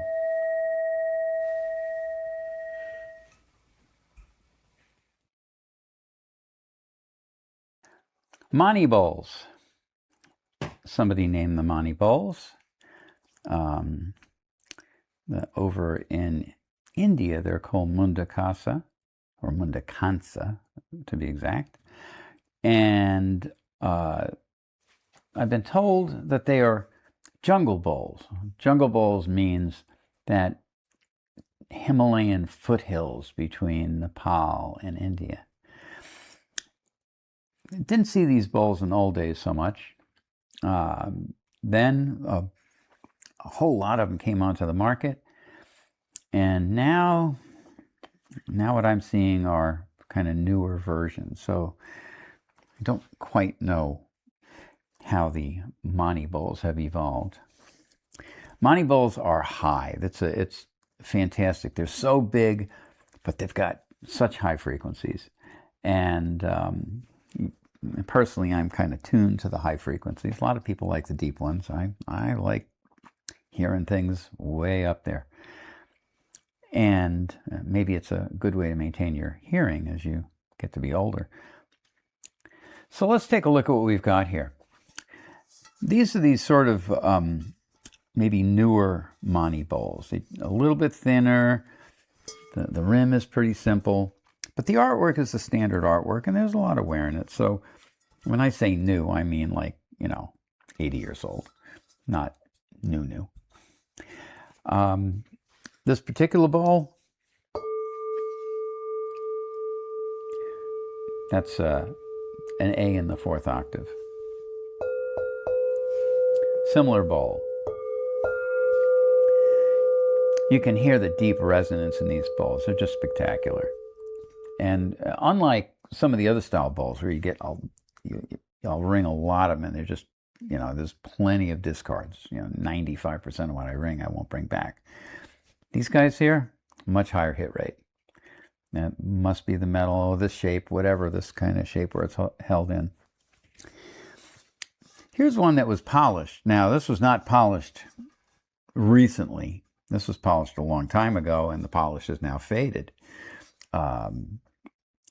Fantastic thick bowl. You can see the etching on it, kind of standard etching. This one right here, super broad rim. Fantastic thing. I think it's a fantastic feature on them, and you can see in the rim itself, there's quite a bit of artistry has been added to it. The etching inside, the etching outside, great bowl. And these have real staying power. This is an example of that kind of bowl, but everything's worn away. Same broad rim. Where's the artwork? Where's that deep etching? Where's the stuff in the rim? It's still there, but this has been handled so much.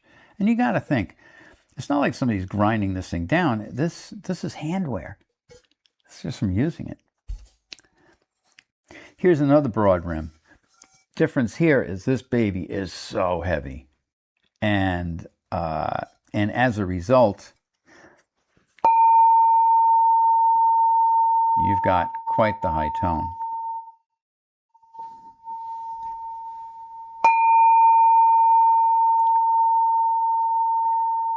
With the higher tone mallets, even more penetrating. And you can hear the oscillations in it. Nice thing about manis, they tend to be that size, but then there's something here which I call a mini mani, 5 inches across.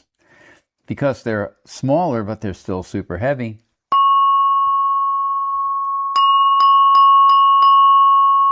You get those high frequency sounds. Pretty rare bowls. You can pay more for this than one of the big ones sometimes. It's a great little set.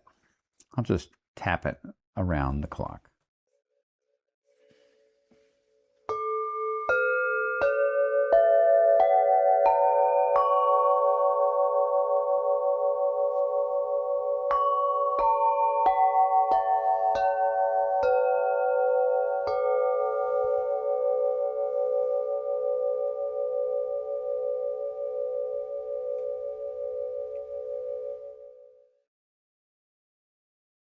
Tata body bowls, now the most common type of singing bowl. Lots of them in the old days were Nepalese in origin, but they do come from India as well. And I actually know if the Tibetans used this style, unlike the Manipuri and the Jambati, which we have lots of documentation. They were made and used there. Tata body bowls range from the bottom of the 3rd octave, or even really a little bit into the 2nd octave. But unlike some of the other style bowls, you can go way up there with these. They can go way up into the 6th octave. Here's an amazing, cute little bowl. Look at this thing. You think about the level of artwork that's required to hammer a flat sheet of metal into this shape, form this rim, and you look on the inside, it's like, they really pounded it smooth, and it's perfectly symmetrical outside, beautiful artwork.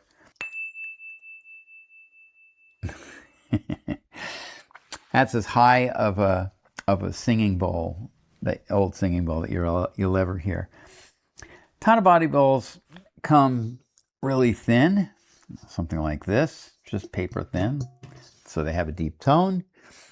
I'll be showing some pictures of a whole variety of them. There's a few of them that have a little bit of a curve in. Like this one, there's a sub-style here, rough on the bottom.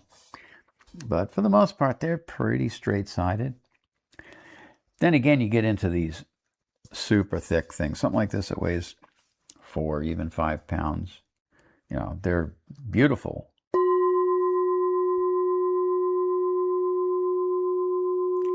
They're rare. The reason why they were so heavy, here's another example, is that the heavier they were, the more valuable they were. These were a storehouse of value.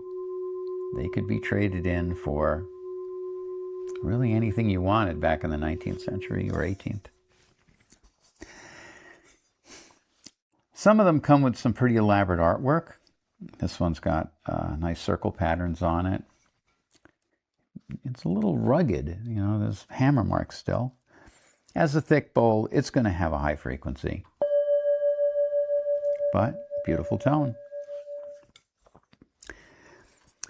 Another example, broad rim, same circles, but it's all worn away. So this one's been used a lot more. Another one here. You get to see these sometimes. They got that big broad rim.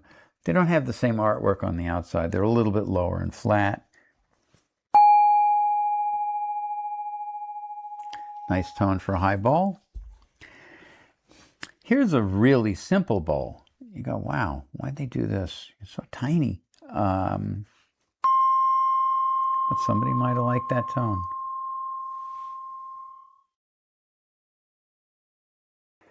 Well, these are not singing bowls. They are not made for sound. What they are Indian temple pots, used for incense or offerings or whatever. And you see one or two here and there in the shops if you're in Old Delhi or wherever, but not a lot of them. And most of them are just dead as doornails. And then one of these trips over there, I got wind of a guy who had like 1,000 of them. And I said, that might be worth, let's see if we can find something good in there. And so I made arrangements to go there, and they started bringing them in by the bale. And I was ringing and ringing and ringing, and doggone it, I came up with some really nice ones. I did bring some back for my customers, just kind of selling them randomly for under $100 a pop. But I just thought, wow, you know, these are really cute. And the frequencies are really high. Over here, the lowest one I've got there, that's a C in the 6th octave, which means that it's about 1,000 hertz, 1,000 vibrations a second. Over here, you've got a C in the 7th octave, so double that, 2,000 vibrations a second. That's a C in the 8th octave, 4,000 hertz. 1,000 hertz is like near the top for singing bowls, so these are way up there. But anyway, I'll just play you this little set that I kept for myself.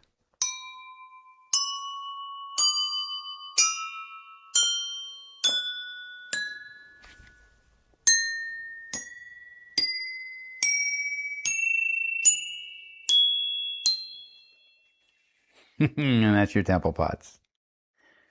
BestSingingBowls.com. Come and visit.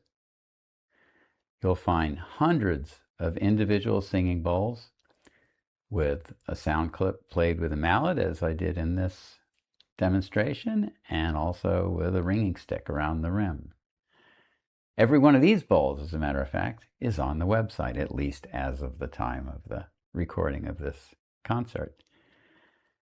There are some very sophisticated tools there where you'll be able to put bowls together, sort them out, play them, just like I did here, in whatever sequence you'd like. And you can even send yourself a group of bowls that you liked, and hey, I'll get a copy. I'm here for you if you need any kind of assistance.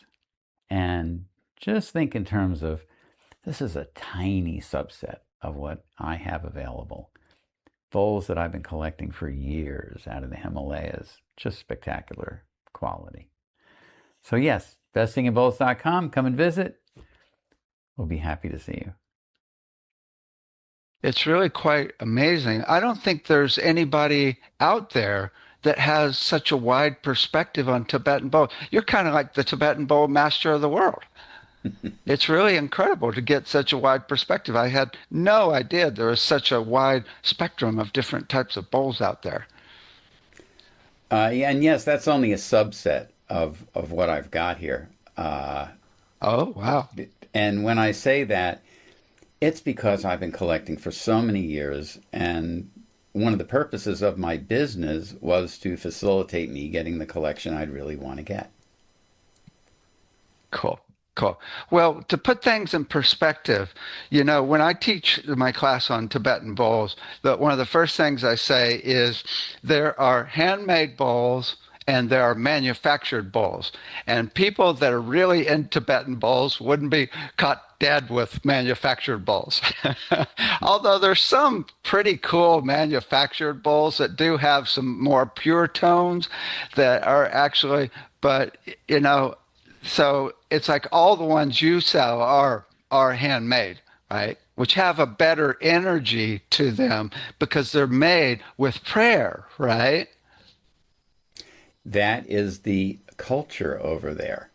And yes, that's quite usual for a craftsman to be putting that kind of energy into their product. There are new handmade bowls and there are old ones. And one of the differences between the new and the old is that the older bowls have a physical process of mellowing.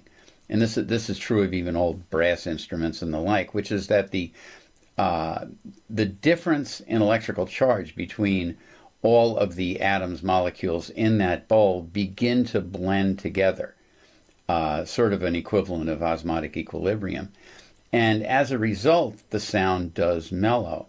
Also, the older bowls have hand wear. The rough edges are taken off, and that does change things, though some of the bowls are so old and they've become so thin that the frequencies have changed. Cool. Now, you said that they're mostly 75 to 80% copper with maybe a little tin. Is that like all Tibetan bowls? That is a formula for what in the West is called bell metal.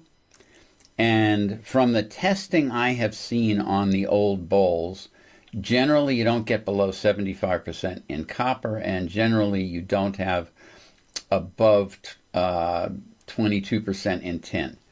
And so, and then, the rest is, nickel or, some, iron, especially sometimes you'll get a bowl that's what they call sky metal, and it will have some meteor iron in it.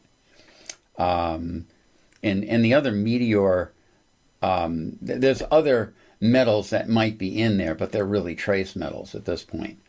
But copper and tin together is a very resonant mix, and then some of those trace metals that get added, even titanium I've seen in bowls, gets to add some quality to the sound.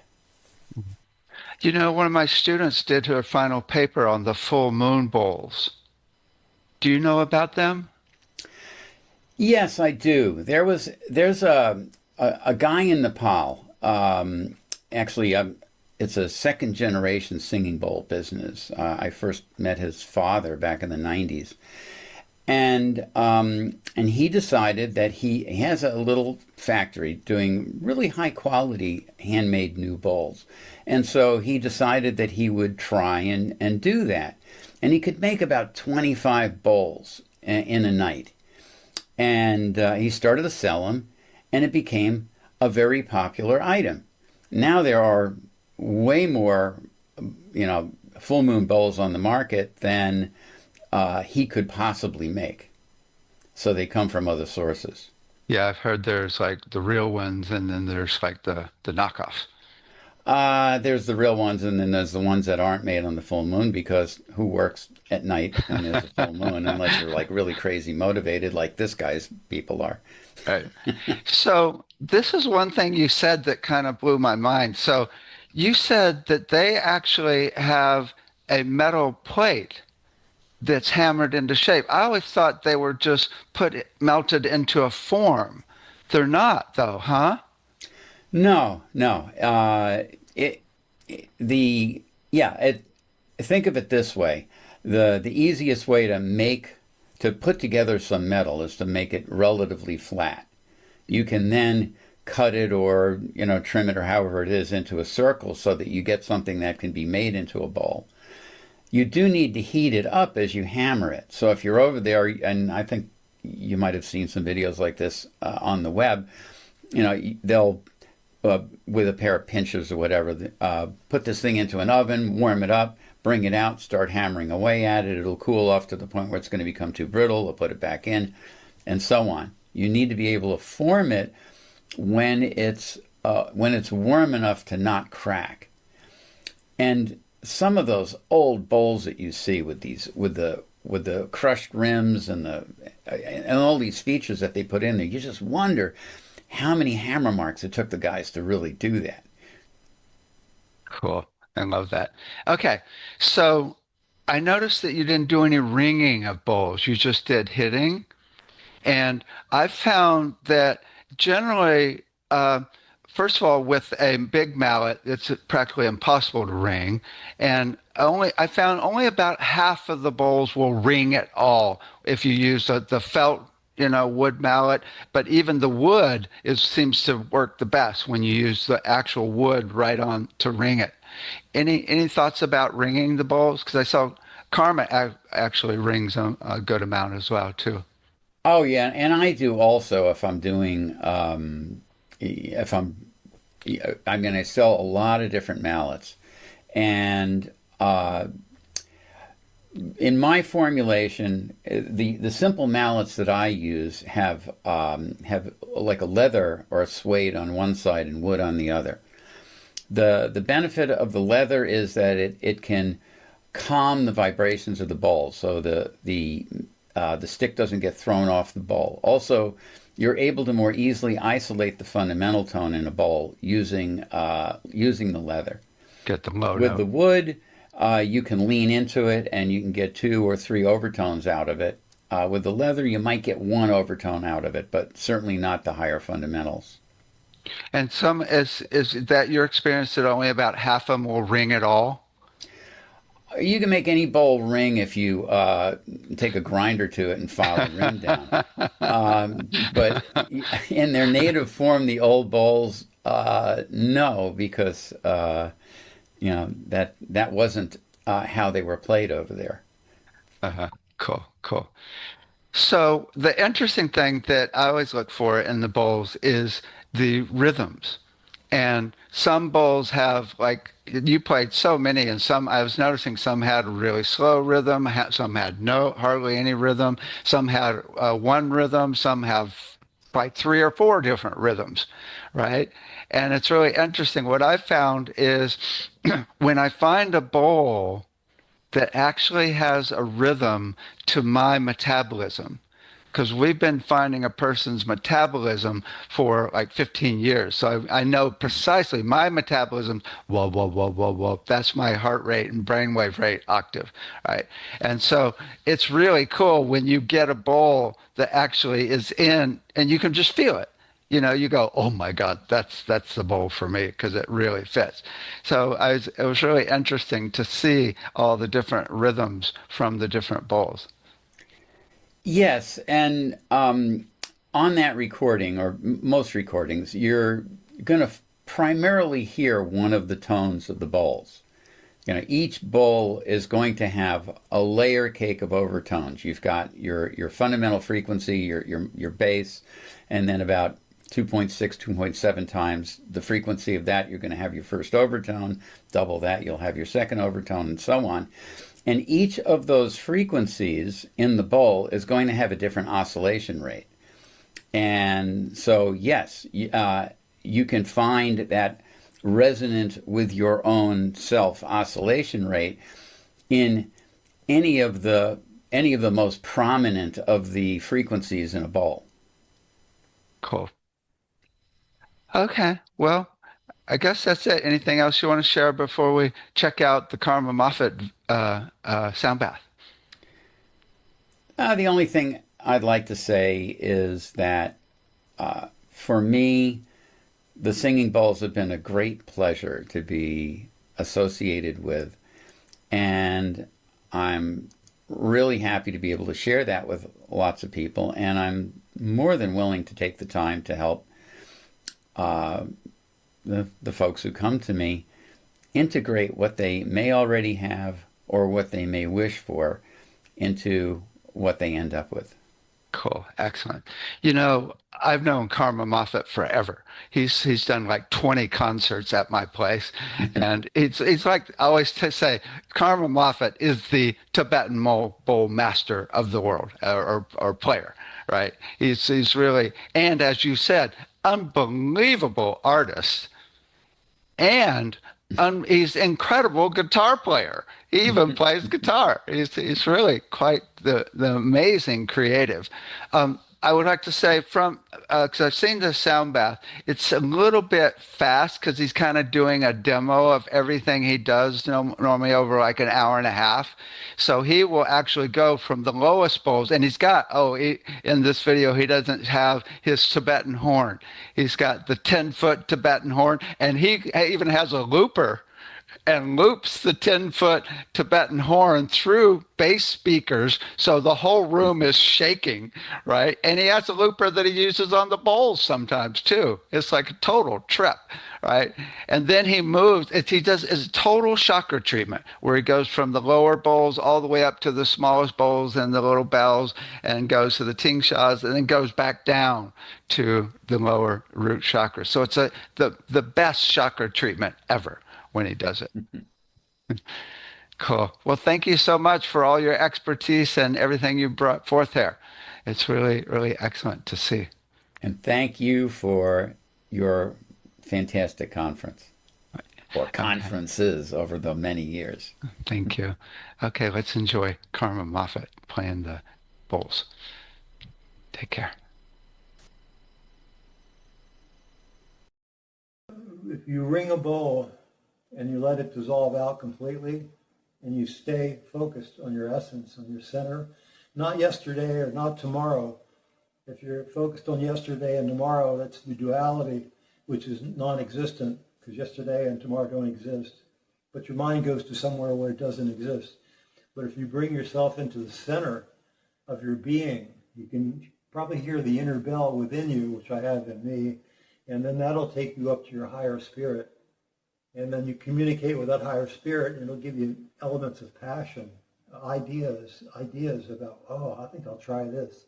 And you try whatever that higher spirit gives you in creative form, and create something beautiful and harmonious and helpful to the planet.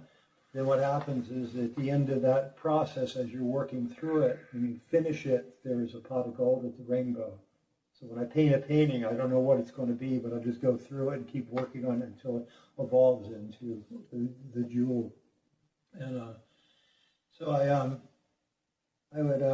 think I would like to give you a little example of what I do. So.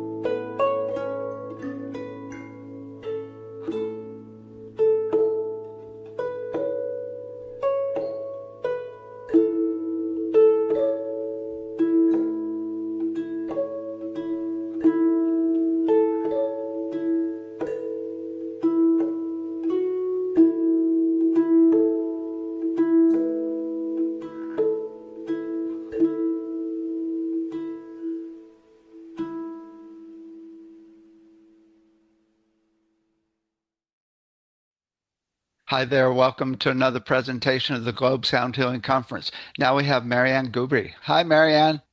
Hi, David. It's so nice to see you today. Welcome, welcome. Marianne is a harpist, composer, teacher, and healing musician based in Italy.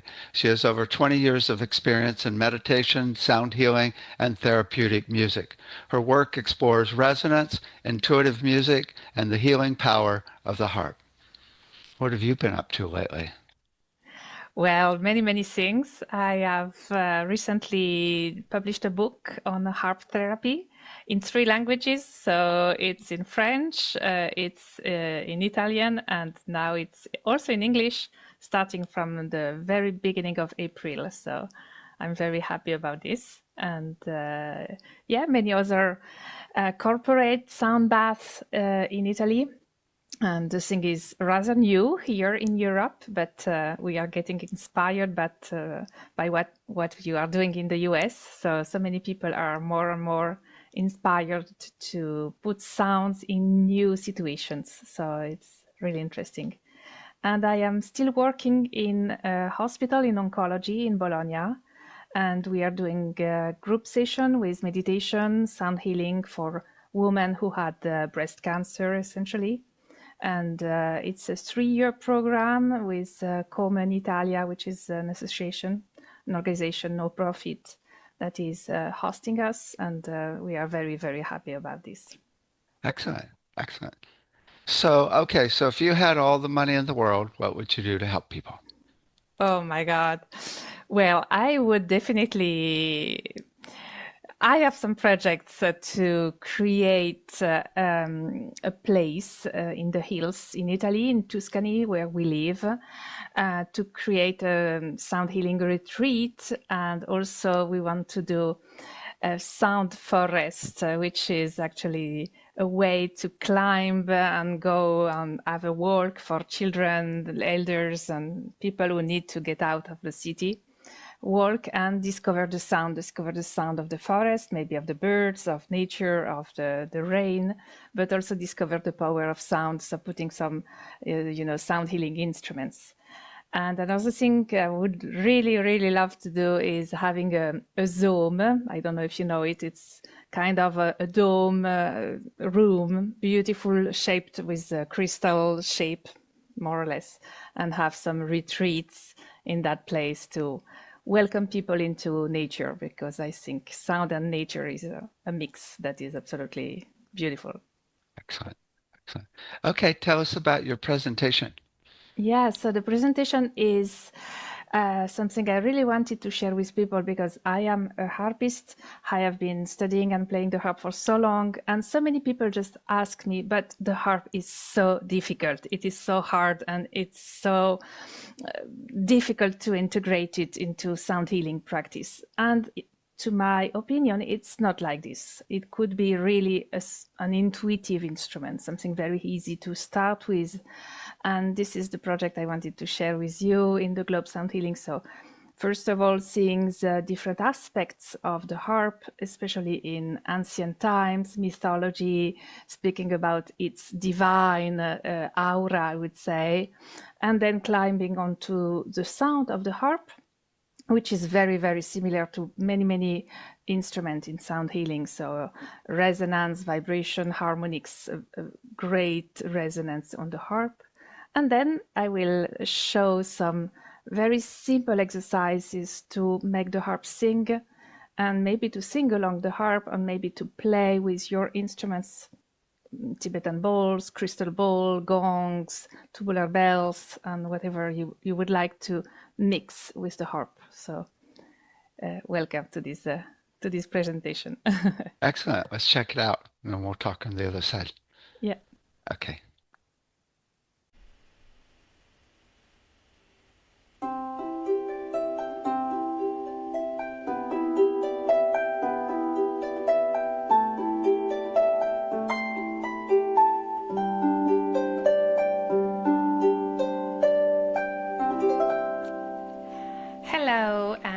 Welcome to my presentation, The Harp as a Healing and Intuitive Instrument. So first of all, I would like to express my gratitude to David Gibson and the Globe Sound Healing Conference for inviting me to this wonderful international event. My name is Marianne Gubri. I am a harpist, composer, therapeutic musician, and sound healer. I am originally from France, and I have been living in Italy for more than 25 years now. My relationship with the harp began when I was 5 years old. I saw the instrument on the TV, and I immediately felt a deep connection with it, and from that moment on I never stopped playing. Over the years, the harp has been part of my life in several modes. I studied the Celtic harp in Brittany, the northern part of France, where this instrument is a traditional instrument. I played also a lot of early music, ancient music, performing in festivals and theaters all over the world. At the same time, I have always been deeply interested in the inner and spiritual dimensions of sound. And for more than 20 years, I have been practicing meditation, yoga, and personal development within the International School of Self-Awareness. This led me to explore the therapeutic and vibrational aspects of music.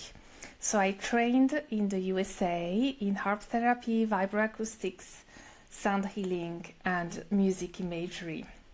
And today my work combines sound healing, meditation, well-being, music. I compose a lot of music for albums and still meditative concerts. I work also in hospitals in oncology, and I do some vibroacoustic sessions, which are mainly individuals. I lead retreats and sound journeys in Italy and France and all over Europe. Together with my partner, who is an instrument maker, we also create sound baths and retreats that combine the harp with vibrational instruments and meditation practices. In recent years, I have also been teaching harp therapy and intuitive harp to musicians, therapists, sound healers who wish to integrate the harp into their well-being practices.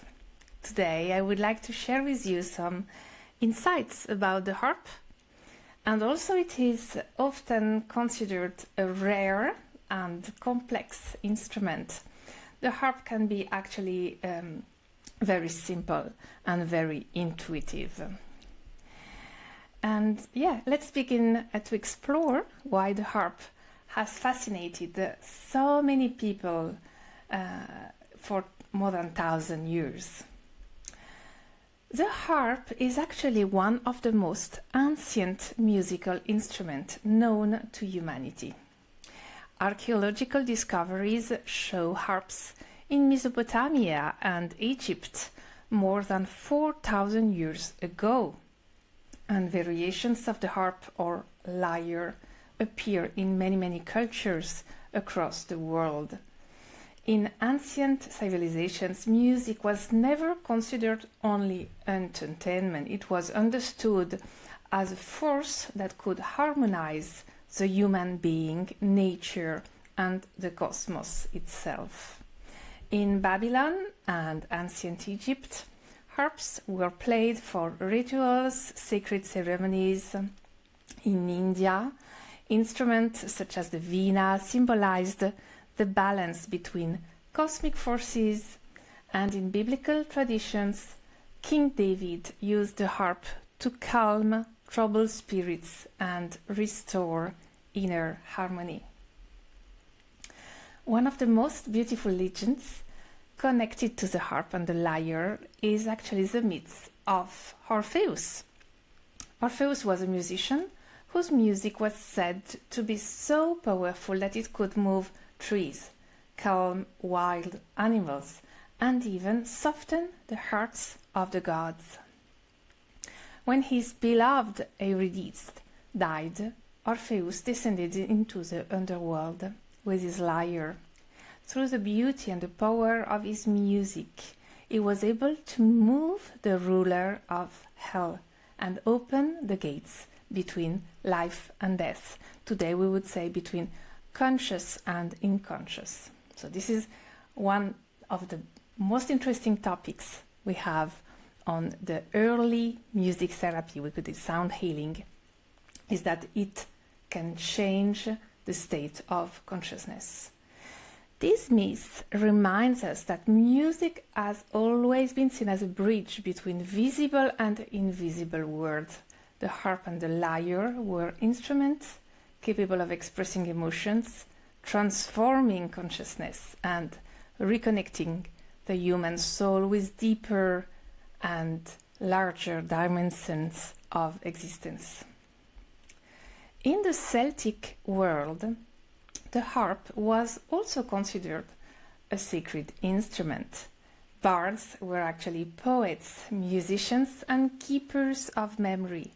They used the harp not only to entertain, but to transmit stories, wisdom, and knowledge from generation to generation. And they used the spoken and the sung voice to accompany the harp and poetry. So the harp was useful for storytelling, rituals.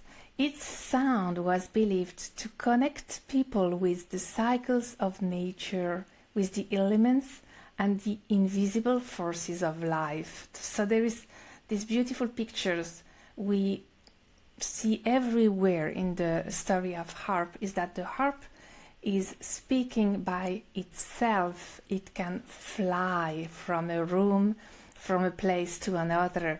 It can make prophecies, and this in the Celtic world is very, very recurrent.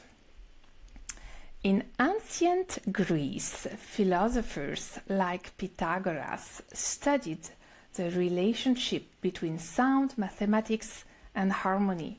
And Pythagoras discovered that music intervals follow precise musical proportion and numerical proportion, known today as the harmonic series. For him, music reflected the harmony of the universe itself, what he called music of the spheres. The vibrating string of an instrument became a symbol of cosmic order and balance. Many ancient traditions use the image of the string itself as a metaphor for human life. In Buddhism, there is a well-known story in which the Buddha himself explained to a musician that a string of a harp should not be too tight nor too loose. If the string is too tight, it will break. If it is too loose, it will not produce sound. The right sound, appears only when the tension is balanced. So this idea is very important because we are not speaking only about a string, and maybe we are speaking about an inner string, and today we would say the nerves, and maybe the nervous system is actually divided in several branches, several strings, and we have this autonomic nervous system. Especially we know in sound healing that the parasympathetic nervous system is very important because it helps us to relax, feel connected, and restore, balance our body and self-care. So maybe the Buddha was speaking about balancing between sympathetic, that we use normally in active life, and parasympathetic nervous system that we use normally when we rest and when we need to heal. So this is very interesting that the Buddha used a musical metaphor and a harp metaphor for this very important description of the human body. For me, the harp represents this search of harmony. It is a very ancient instrument, but at the same time it is incredibly alive and sensitive. When we play the harp, we don't create only notes. We create vibration, resonance, and a feel of sound that can deeply touch the body and the emotions. And this is why the harp became such a powerful instrument for meditation, relaxation, and sound healing.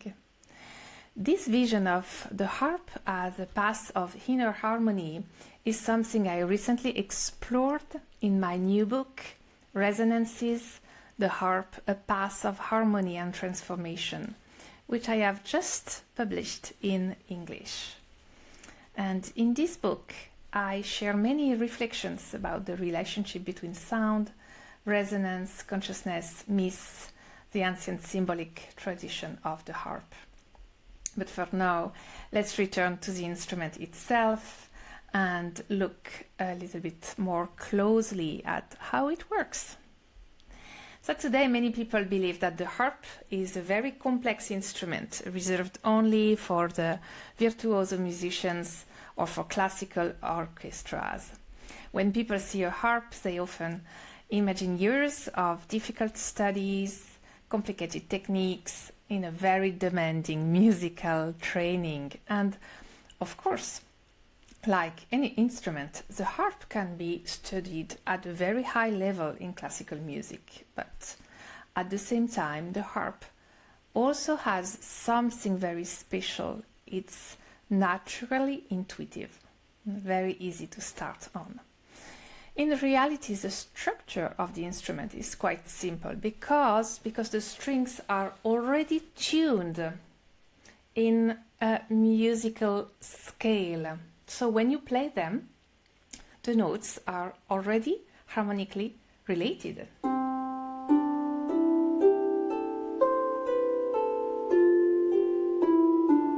You just pluck the strings and the sound is already there. You don't have to push, pull, use a bow or something else. In this sense, it means that even a beginner can immediately create sounds that are beautiful and harmonious. And in this sense too, the harp is actually very similar to the piano, to the keyboard. When you press a key on the piano, the note is already tuned and ready. With the harp, it is the same. You touch, you pull a string, and the sound appears immediately.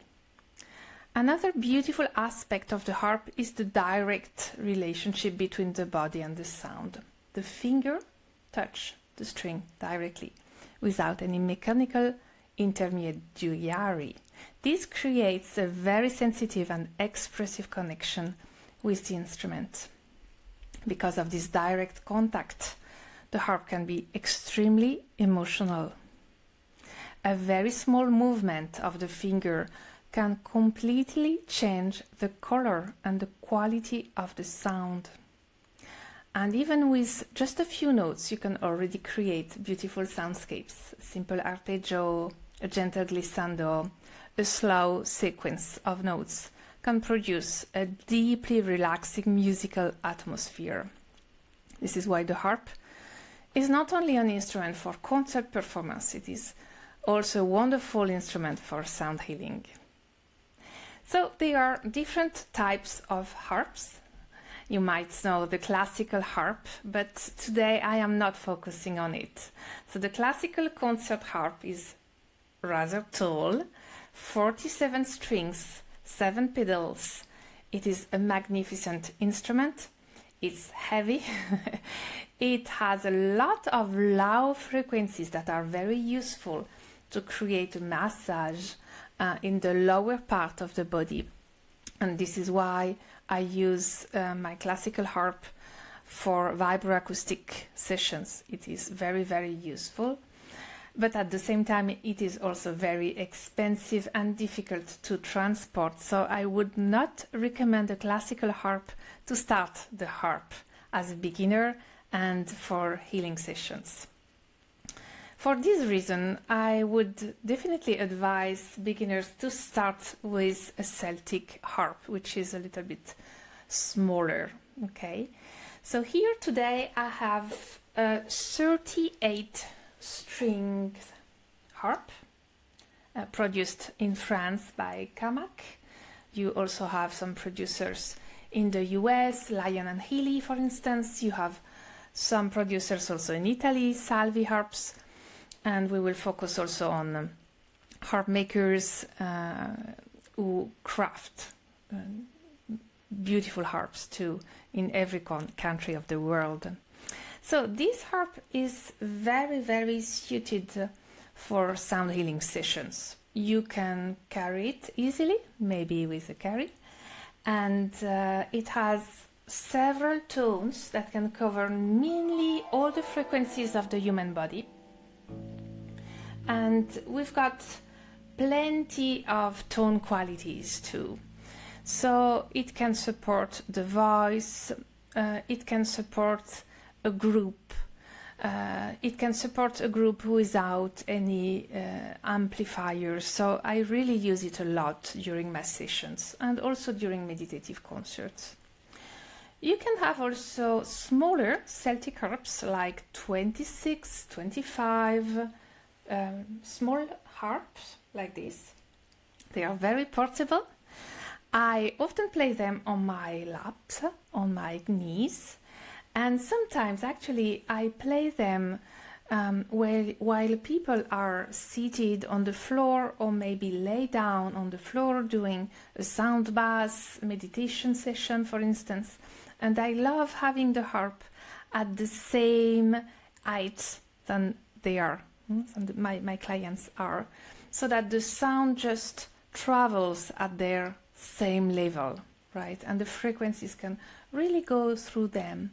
So these little harps are higher in a pitch. They don't have the bass strings naturally, but they are very light and easy to travel with. And I often take also the plane, and carrying my harp in the plane is very nice. So I really love the small ones too. We have plenty of artisans that make a lot of these harps. In Europe, we have plenty of harp makers, also in the US, all over the world, and they are very, very talented, and the woods they use, the tone quality is absolutely amazing. My recommendation is to avoid very cheap harps produced in large factories. These instruments may seem attractive because they have a low price, but actually they are not really reliable. The wood can be fragile, the strings may not produce a beautiful sound, and the mechanics are sometimes imprecise.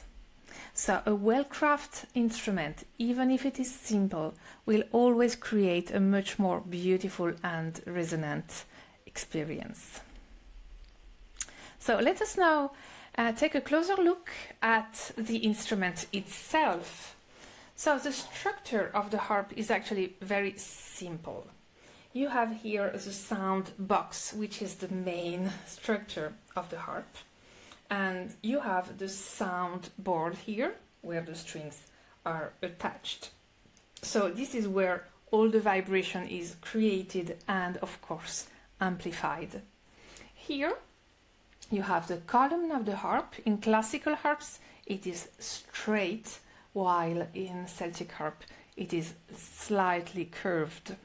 Here we have the neck or console of the harp with the tuning pegs where the strings are attached, and we have these tiny mechanics which is called the levers. I will speak about it a little bit later. Now, of course, in the middle we have the strings that are floating in the air, in the ocean of space. Some ancient traditions speak about the cosmic harp, and I think we can have a beautiful idea of what are the frequencies of the universe when you look at the harp, no? So the strings can be made of nylon today, carbon fiber. I really love carbon fiber touch and sound. We have also gut, which is interesting because it has a lot of warm sounds, so very useful, for instance, in classical music. And we have also brass metal string in the lower part of the harp. And the harp has also a very helpful visual system that makes orientation very easy. So the C strings are all red. Here on my harp I've got 6 C's from different octaves. And then you've got the F, which is blue or black. Here on this harp I have 5 different F. So this color system allows us to quickly find the notes and recognize the musical patterns across the instrument. And then in the middle you've got simply all the other tones of the C major scale.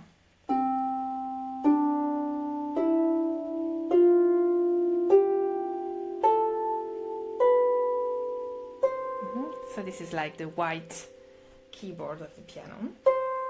And then we go higher in the higher octave of the harp, and then another one. It seems infinite, but actually this one is very, very small. And then we go in the lower part of the harp, and you've got also this beautiful lower octave, and also this one. It is always the same tuning. Right. So this is very interesting because you have several times the same tuning of the instrument. And once you recognize these 2 points, F and C, it is very easy to navigate through the scale like the piano. Now, speaking about the levers, we have this mechanic with 2 positions, one low and one up, high position. And for instance, in the C, here is the C, I will raise my lever and the string will be a little bit shorter, so the pitch will be a little bit higher. It's a semitone, so we call it a C sharp. Yes, and this is mainly the same thing for every position. You've got flat when you lower the position of the lever, and sharp when you raise the lever. This is very useful because you can move, change keys, and change chords. So normally in Celtic harp we play a lot in the same key, in the same mode. It's easier not to change during a tune, during a session, during a sound bass, because you don't have to stop playing with that hand and move the levers. But actually sometimes it happens that we need another chord or another atmosphere, and it's really easy to change the lever. So the harp is usually tuned with the international reference pitch, which is 440 Hz, the standard tuning used in most modern music.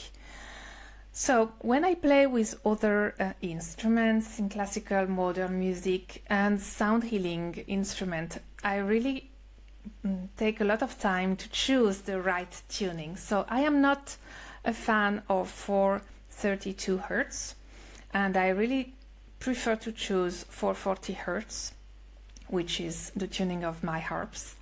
And when I go to the shops, I really pay attention to find the sound healing instruments that are very well tuned to this instrument. And this is the kind of instrument we are making too here in Italy with my partner. You can, of course, tune your harp and change the tuning of your harp with a tuning key that you will put on the other part of the pegs, and you will move it like on the guitar. You will roll or unroll the string, and it will raise or lower the pitch of the string. You've got plenty of tuners on your phone, so it is very easy to tune the harp. So now let's speak about the sound of the harp. One of the reasons the harp has fascinated people for thousands of years is the very special tone quality. And the harp produces a sound that is at the same time very clear, precise, penetrative, and deeply resonant. It vibrates a lot. Why? This is what we call in music the attack, the beginning of the sound, and here you are plucking, and it is very precise. It could be a percussion nearly, and we have to be very careful because we don't want to be hard with that tone. At the same time, we don't stop the strings, so the sound is still going with the string, it is still going with the air, and it is still transmitting a lot of vibration, of course, on the soundboard and on the sound box on all the instruments. So very precise, very penetrative, and at the same time very resonant, which is very similar to a lot of sound healing instruments. And another thing is that the string is directly connected with the finger. There is no mediation between your fingertip and the string. It's not like with a bow or a keyboard. So what's happening is that the sound that comes to your ear doesn't have any mediation. And between your ear, internal ear, and then your brain, there is no mediation. The sound travels very quickly. And I would say also between your the sound and your skin, there is no mediation. The sound just enters. So actually, when you're playing the harp with your finger, you're not only playing a string, you are actually playing the skin, and I would say also the brain and the emotions of the people that are listening to you. So be careful when you're playing the harp, and imagine that you are doing a massage. What do you want to give them through your fingertips? You can imagine, for instance, that you have a tiny little baby. What do you want to give him with your sound? So this direct contact creates an extremely sensitive relationship with the fingertip and the string. And a very small movement of the finger can completely change the color of the sound. And I know that many of you have already experienced tone quality that can do a different mallet on a drum, or simply the voice, how it can change. So this is very, very similar to the harp. So it is very expressive, very sensitive, and then very, very emotional. It responds immediately to intention, to touch and listening. So let's speak now about the harmonic field of the harp, because it is another fascinating aspect of this instrument. When you play a single tone, a single note, especially a lower one, you won't feel only the lower tone. You might feel also other tones, which are called harmonics.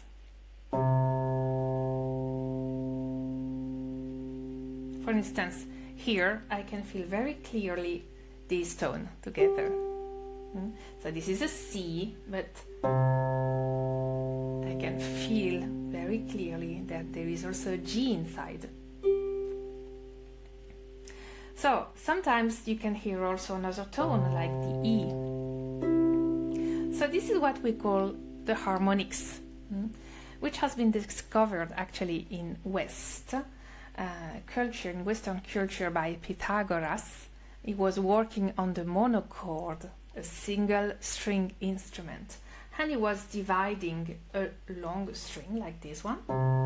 In one part you have the C, and then he divided the string in two parts. Here it is, and we have this tone, which is another C. You divide it in three parts. You have the G. You divide it in four parts. You have another C. You divide it in five parts, and you have an E. I could go, I could follow this pattern and dividing the string in several tiny parts, and I will get what we call in music the harmonic series on the C, and so on. Okay, So very beautiful harmony. Why? Because it is the structure of the sound. This is the structure of nature. This is physics, acoustics. And what is interesting is that when several strings vibrate together, these harmonics interact and intertwine, creating a very rich and living sound structure. So when you play together all of these sounds, each one has its own number of harmonics that can resonate. Okay, so not only you hear the harmonics of these strings, but also the harmonics of these strings, and then the harmonics of this one, and so on. So it creates a field, an harmonic aura.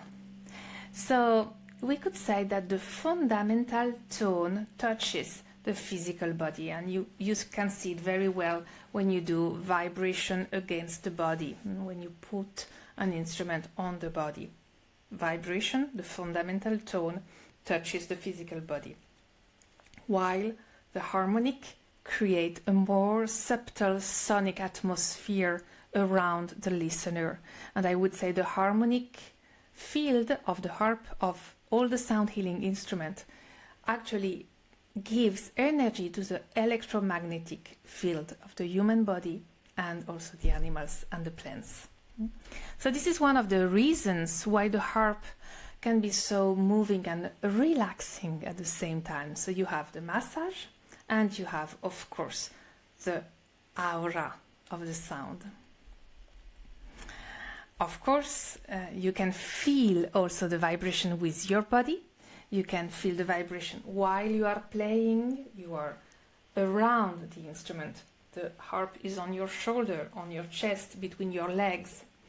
And also you can help people to feel the vibration and relax with it. You can put them with their hands on the soundboard, for instance, put their feet when they lay down on the harp. They can also have a massage of their back with the column of the harp on their own column, and so on. So they can feel the vibration, and everything is moving, everything is vibrating when you play a single or many strings, of course. So this is absolutely wonderful to have a beautiful wooden instrument that has a very large conduction of vibrations. This is something that I know plenty of you already know and have certainly experienced through different kind of sonic and massage and sound healing sessions. So I would like now to enter a little bit more in how we can produce sound and how harp can be a very intuitive and easy instrument. So, something that you will do the first time you will have your harp, and you do well because this is something absolutely beautiful, is what we call a glissando. Glissando comes from French glisser. Glisser means to sleep. Okay, so you just make some sliding with the fingers across the strings, and you have already the sound of waves, of a spring maybe, or of the air. If you want to be very soft, you can do it with one finger, as many fingers as you want, and you've got this beautiful flowing, floating sound texture. It's easy, but it gives a beautiful soundscape, and done in live it's absolutely amazing. So another thing I love to do at the very beginning is changing the tuning of the harp with the D sharp, E flat, G sharp, A flat and B flat. This is a sympathetic funny tuning that we have on the harp. We call it pentatonic tuning. So instead of having 7 notes per octave, you will have homophonic tones on D flat and E flat, and the same on D sharp and E flat, and the same on G sharp, and A flat for every octave. So you will have twin strings. This is very interesting because you already have homophonic and you have sympathetic resonance here. While I am plucking the strings, the D string, for example, the D sharp, which is actually equal from the E flat, this is the same frequency, while I am plucking the D string, the E1 is just moving and resonating and vibrating. This is sympathetic vibration. You can do it with tuning forks, of course, but you can have it a lot on the harp. This is beautiful. And when you go playing glissando, you are already in the angel ream. This is so beautiful. This is why, of course, a lot of sound healing instruments have this same tuning. I use it also to start improvising and to start the technique, the harp technique. So we start with a closed and relaxed hand. The thumb is over the index and you've got all the other fingers that are closed in your hand. And when you need a finger, you just open it.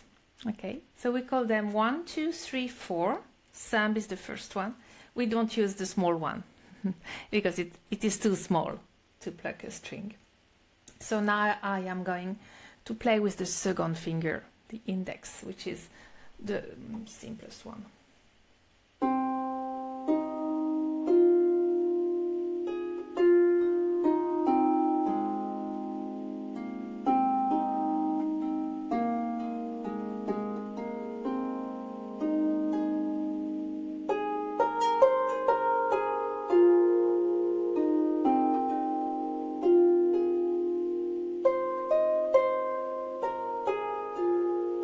Just let go your finger,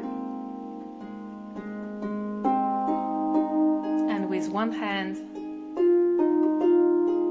you already have a lot of beautiful melodic movements. Very simple, and everything fits together very easily. It's very harmonious. This is why I use it a lot when I want to make people play with me, maybe tiny children, maybe also elder with reduced hand mobility. They can play along with you on the harp, and it's so easy. And it's very beautiful to use it also, of course, with sound healing instruments. So I really love to play in this type of scales. So now I am going back to my normal C major tuning, and I am going now to introduce you some improvisations on the modal scales. So what's happening is that with the harp it is very easy to improvise, and I would definitely recommend you to start improvising instead of learning tunes, especially for sound healing sessions, because the tunes normally do not help us that much to relax and let go the known world. We stay in, okay, I know it, I recognize, or it is nice, it is interesting, I'm just keeping the track, with the melody. When you go on improvisation, everything is new. This is a new field, openness, and you just can relax a lot more. So I definitely encourage you to start with improvisation. We have plenty of modes. Modes in music are the expression of, I would say, emotional soundscapes. Okay, so you can create different type of emotions, different type of characters that are coming in your soundscapes, and shift maybe from something more introspective to something more outreaching, joyous, happy. So normally in classical and modern music, we use major and minor modes, but it is very reduced. The ancient Greek were speaking about 21 modes. in ancient medieval times in Western culture, we used the Gregorian modes that were 8 ancient liturgical modes. If you go in Middle Eastern, you will have plenty of several modes that can express beautiful love and different kind of emotions. You will go in India with the ragas. You've got plenty of ragas in both North and South Carnatic cultures. And you go to Asia, like Japan, China, you will have plenty of other modes. You've got plenty of pentatonic modes also. So there is a lot of things to discover, but the principle is always the same. You will place your left hand on a tone. Maybe here I'm going to play in Mixolydian, which is based on a G. And this is your home tone, this is your son, this is your mother, this is the modal tone. You're going to focus on it and play only this one with the left hand. And you start and you enter into resonance, into vibration, and you just feel the atmosphere. And then you can add, if you want, your right hand and you play the same note. And then you are going to explore around your house what's happening and what is the relation of the neighborhood to your home.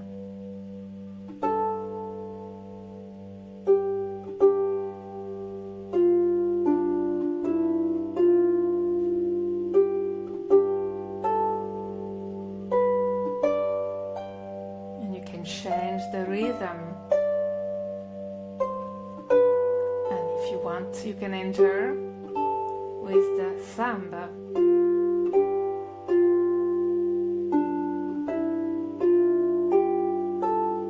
And then you come back to your home tone also on the right hand.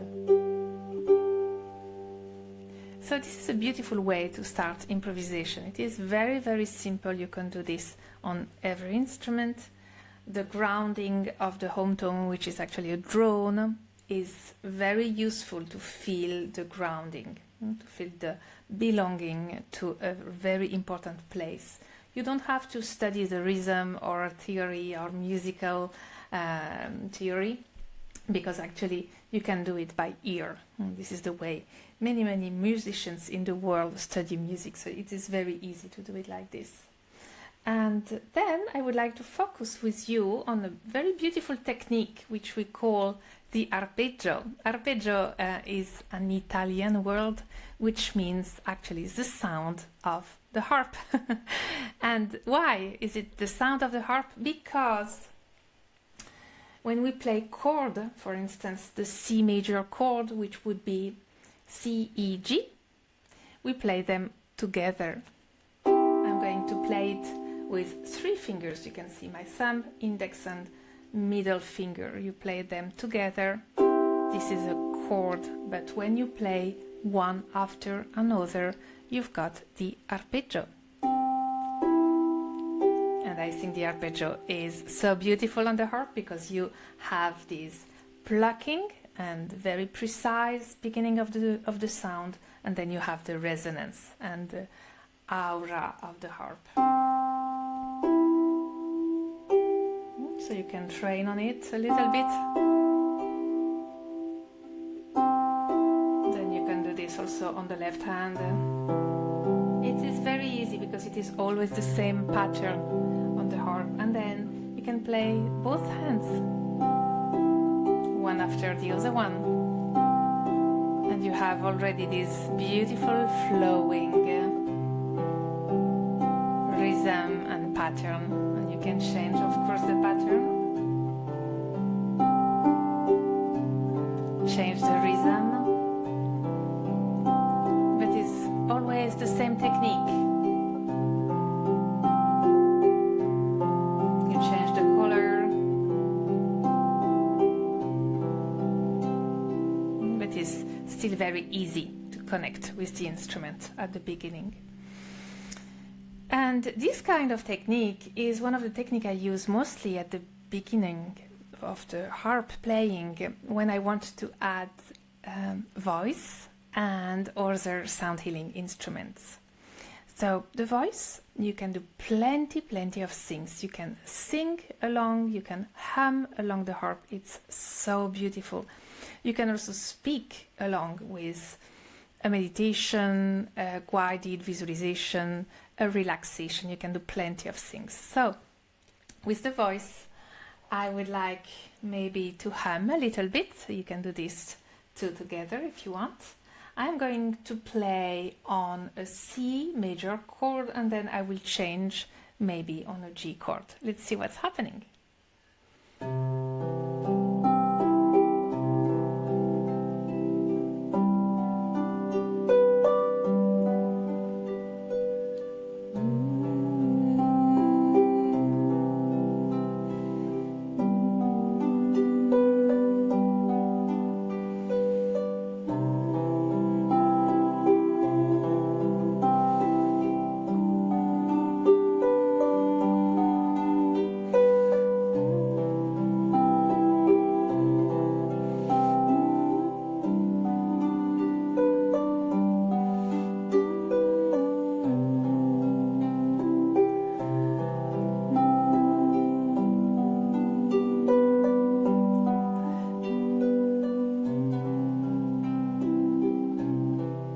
It is very easy to improvise on it.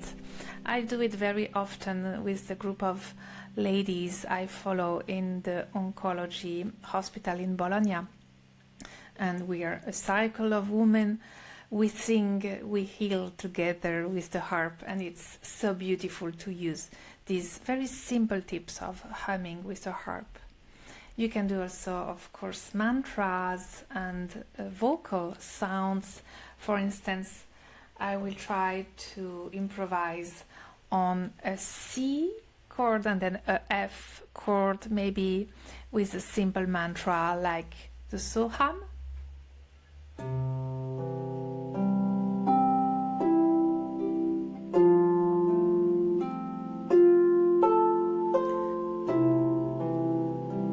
And we just inhale deeply and exhale.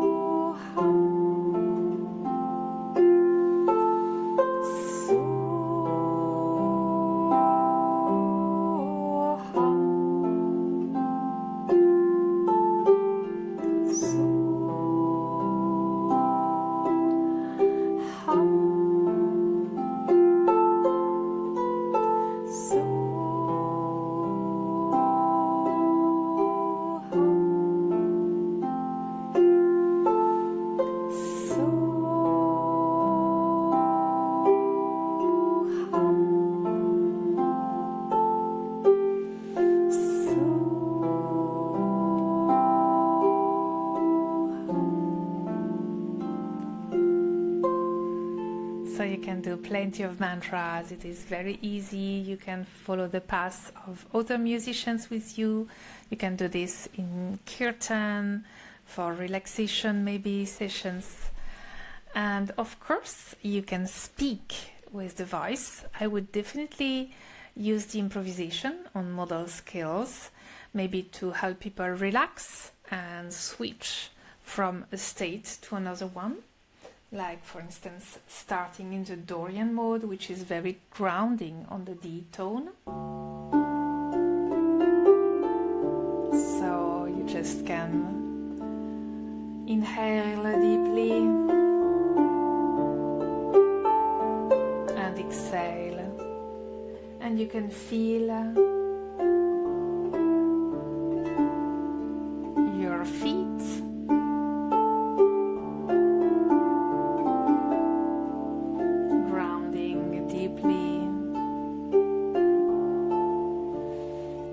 Exhale, and now if you want, you can gently close your eyes and enter into your inner world.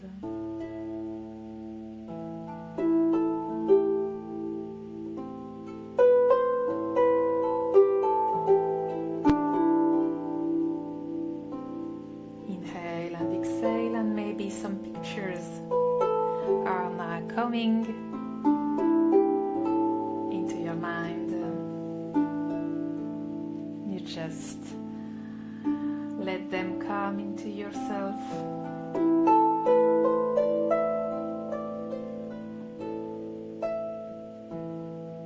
And then breathe in, breathe out. You can stretch your hands and open your eyes and come back. So yeah, this is a very simple way to speak and create meditative states, and the harp is just following you, so you don't have to play something very articulated. You just go with the flow with the harp. And I love not to play too much. Less is more.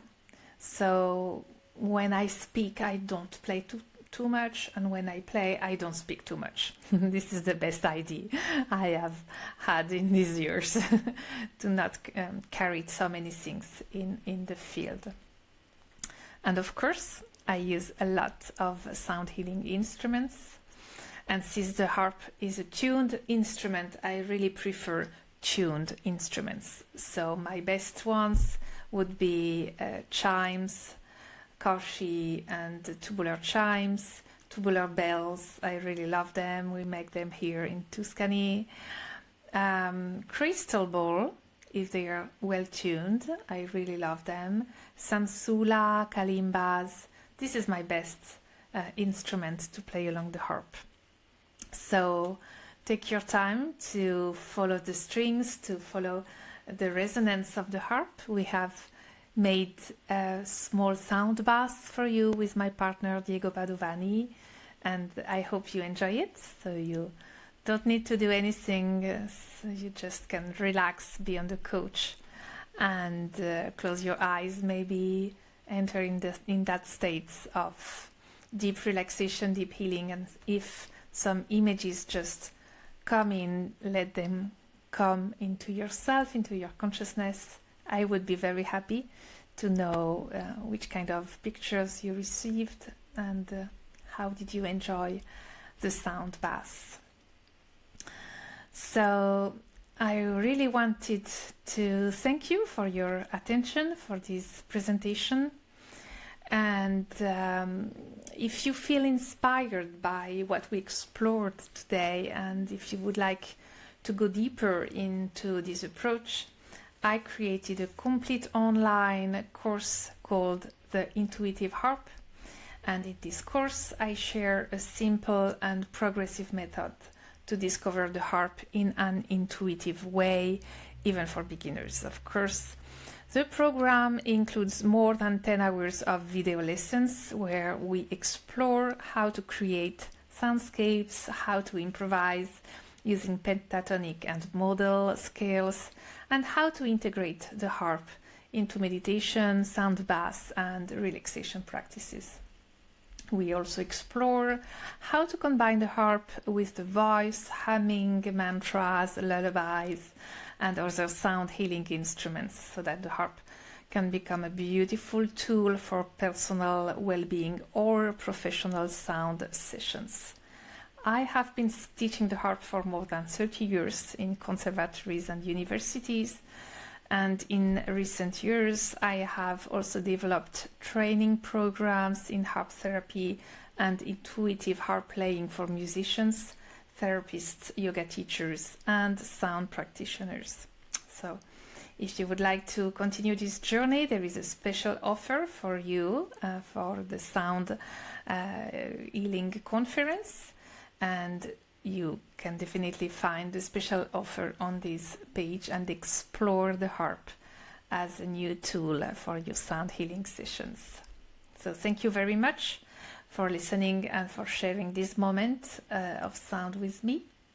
The harp is not only an instrument to play music. I think it is a beautiful way to reconnect with vibration, listening, and inner harmony. May the vibration of music continue to bring harmony, presence, peace, and inspiration into your life. Thank you so much. I could play the harp. You can definitely. It's really so cool because it's like after watching that video or check what you just did, I it's like I totally feel like I want a harp now. Oh, great. I So love this it. is another aim. If I had all the money I wanted, I would definitely buy thousands of harp and share with children, elders, and whoever wants to start the harp. Oh, yes. I love that. I love that. So you do it with the sound table or sound lounge. That's what the vibroacoustic is, right? So you play it so people actually get vibrated with the actual harp as well. I do, yes. I have been trained in the US for this technique in Pennsylvania with Sarah Jane Williams. She is a psychologist and she's a harpist too. She has done a lot of research. And I am now practicing in my studio, and we are now testing some people. We are doing a research in the university in Italy about vibroacoustic with live music, live harp playing. Oh, excellent. So, yeah. Yeah, we sell sound lounges. We have a lot of people using the harp with the sound lounges. It's excellent.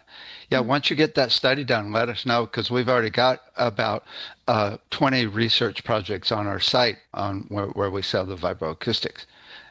Wonderful. So it's interesting. So, you know, so you're tuning to equal tempered tuning. So a tuning system, which, you know, it gets a little complex, but basically there's a tuning system is different than 432 or 440. So there's just intonation, and just intonation is where you actually tune each string on the harp to the harmonics on the first string. Yes. And I know people that have done that before, and also Pythagorean, which is very similar, but you're doing equal tempered basically. Yes, at the moment I am doing equal tempered, which is easier for the instrument I have to tune to match maybe with the tubular bells or other instrument I do have. So many times I do also Pythagorean tuning and I love it. And cool. it means that we should play in the same key, of course, because when you change key, things are getting a little bit messy. So when I play only in C major, for instance, another key, it's okay. I have done a lot of early music, so I really love the research on temperaments, and I think it's very interesting. And especially medieval music use a lot of Pythagorean tuning, and for the fifths, it's so opening, it's magic, and the harp is so much vibrating. It's absolutely incredible. Yeah. I remember talking to Joel Andrews, who used Pythagorean a lot, and he showed me a picture of a carving on the side of a pyramid of a guy playing a harp, and he goes, "That's me." Oh, wow. Oh, yes, I can imagine that. Yeah. Now, it's interesting that you said that the strings are color coded. And you said that you got the C as one color and then the F instead of the G, because the F is a musical fourth, and musical fourth is kind of the most floaty kind of really peaceful because it's not going anywhere. But it's interesting that it's the musical fourth that's actually colored instead of the fifth, because the fifth is the most people think of as the most sweet. Dun, dun, dun. Yeah, exactly. That's very interesting. I don't know when this color shape started. It could be very recent. I think maybe the 18th or 17th century, probably not before. And actually, I think it is because of the half tone, the semitone we have. So it's like the keyboard, you see quite easily the place of the C and the F. And I think it is mainly the same for the harp, but I am not sure. I don't know who invented this, and it's now all over the world the same shape for the harp. Yeah. I just have a small question. Does the classical harp have levers also? No. So the classical harp has what we call forks, who are shaping and reducing the length of the harp, and you've got two forks for two semitones. And you've got 7 pedals who are connected with cables into the column. And the cables are moving these forks for every string. So it's what we call double movement. And every pedal will move a note. For instance, there is the pedal of C, the pedal of D, and E, F, and so on. And you've got 3 positions, which is all flat, all natural, all sharp. Okay, so you have 21 combinations possible of different tuning and shapes and homophonic tuning, which is absolutely amazing. And yeah, this is a beautiful instrument for the pentatonic, hexatonic, and very strange scales you can have. Very beautiful. I know those are like, what, $20,000 often? A classical a little harp? bit more. A little Oh bit more. my God. Oh my God. How much I is think- a, go ahead. Yeah, I think it's more about 50,000. Oh my God. Oh my Yeah. God. How much is a Celtic harp? Well, you've got plenty of differences. You've got middle range, about $2,000, we can say, and the smaller one about 1,050, 500, and the big one, maybe handmade, could go up to $5,000, $6,000, $7,000. Cool. Cool. Excellent. So, you know, I was a physics major at UC Berkeley. So, you know why the harp sounds so warm? I can tell you. The harp, because of the nylon strings, only creates mostly even numbered harmonics. Mm-hmm. And those even numbered harmonics create a beautiful chord instead of a dissonant chord, which is the odd numbered harmonics create a dissonant chord. That's like a gong. That's like metal. So the nylon string, since it has no metal in it, creates even harmonic, which is a beautiful chord within that one sound. Oh, wow. This is amazing. Thank you so much. I love Yeah. that. Yeah. I love that. That's why it's so warm, because it's a beautiful chord in the harmonics. Interesting. I would like to study that. Wonderful. Wonderful. Yeah. We have a whole class on that.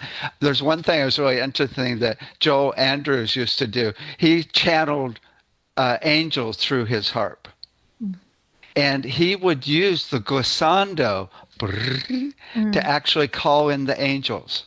Yes, there are a lot of people who are doing this. Also in France, we have Daniel Perret. He's a music therapist, and he's doing a lot of distant healing with the harp and searching about what kind of energies we are calling when we play the harp. And it's absolutely amazing. He has found so many different hierarchies of angels, he says, or elementals that are coming when we play the harp.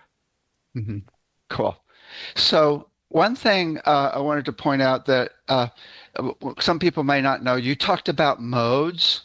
Mm-hmm. And the way I describe modes or define modes is they are cool scales. There's like 4,000 scales, but they're the cool, really cool scales that have very specific energies. Mm-hmm. Exactly. So when you talk about the different modes, that's really cool. What I loved was that you're totally focusing on the home note. Mm-hmm. And you called it the sun. You had a lot of names for it. That was really cool. And the home note, it's like, that's where we're at peace. In fact, the definition in music theory is where you're at rest. That's the technical definition. And when you play the one note, that's always the home note. Right? Exactly. And then when you come back to it, so you were playing just that home note over and over. And it's funny because in jazz, people like kind of try to stay away from it. They don't go to it. Whereas in sound healing, we give it to them. Yeah. When you play traditional music, there is a lot this concept of home tone. And there is a beautiful book of Alain Danielot. He is a French researcher. He has done a lot of research on Indian music. And he's speaking about the home tone concept in these traditions in Middle Eastern, Eastern music. And he says it's like the sun and you gravitate around the sun. And I love that too. And I have studied a little bit about resonance on the individual resonance tone. And you can also put together resonance, the home tone of one person connected to the home tone of the mode. So you can do a lot of, energy transferred while playing this kind of music specifically for a person. So it's very personalized, and I love that. Yeah. I've been finding a person's home note for 15 years. We have a whole technique that we do where we play each of the notes and rhythms, because the rhythms are notes as well. And we find your metabolism of your heart and your brain when you're at peace. I'm a B flat. You're around a B flat as well. I have got plenty of E flat and B flat. That's right. Interesting. Yeah. Cool. Yeah, that's really cool when you actually tune it to the person, because it's so effective. Yes, well, definitely. Well, thank you for everything you do. It was really interesting, and I'm gonna get a harp. I will send you a harp, definitely. Oh, cool. Yeah, I want to start selling them at the store too. I just love it. Wonderful. Thank you so much, David, and a lot of joy for this wonderful conference. And I'm so happy with what you are doing. It's amazing. You are doing so many work for the sound healing community. So thank you so much. It's wonderful. Thank you. Let's listen to a little sound bath now of yours. With pleasure. Take care.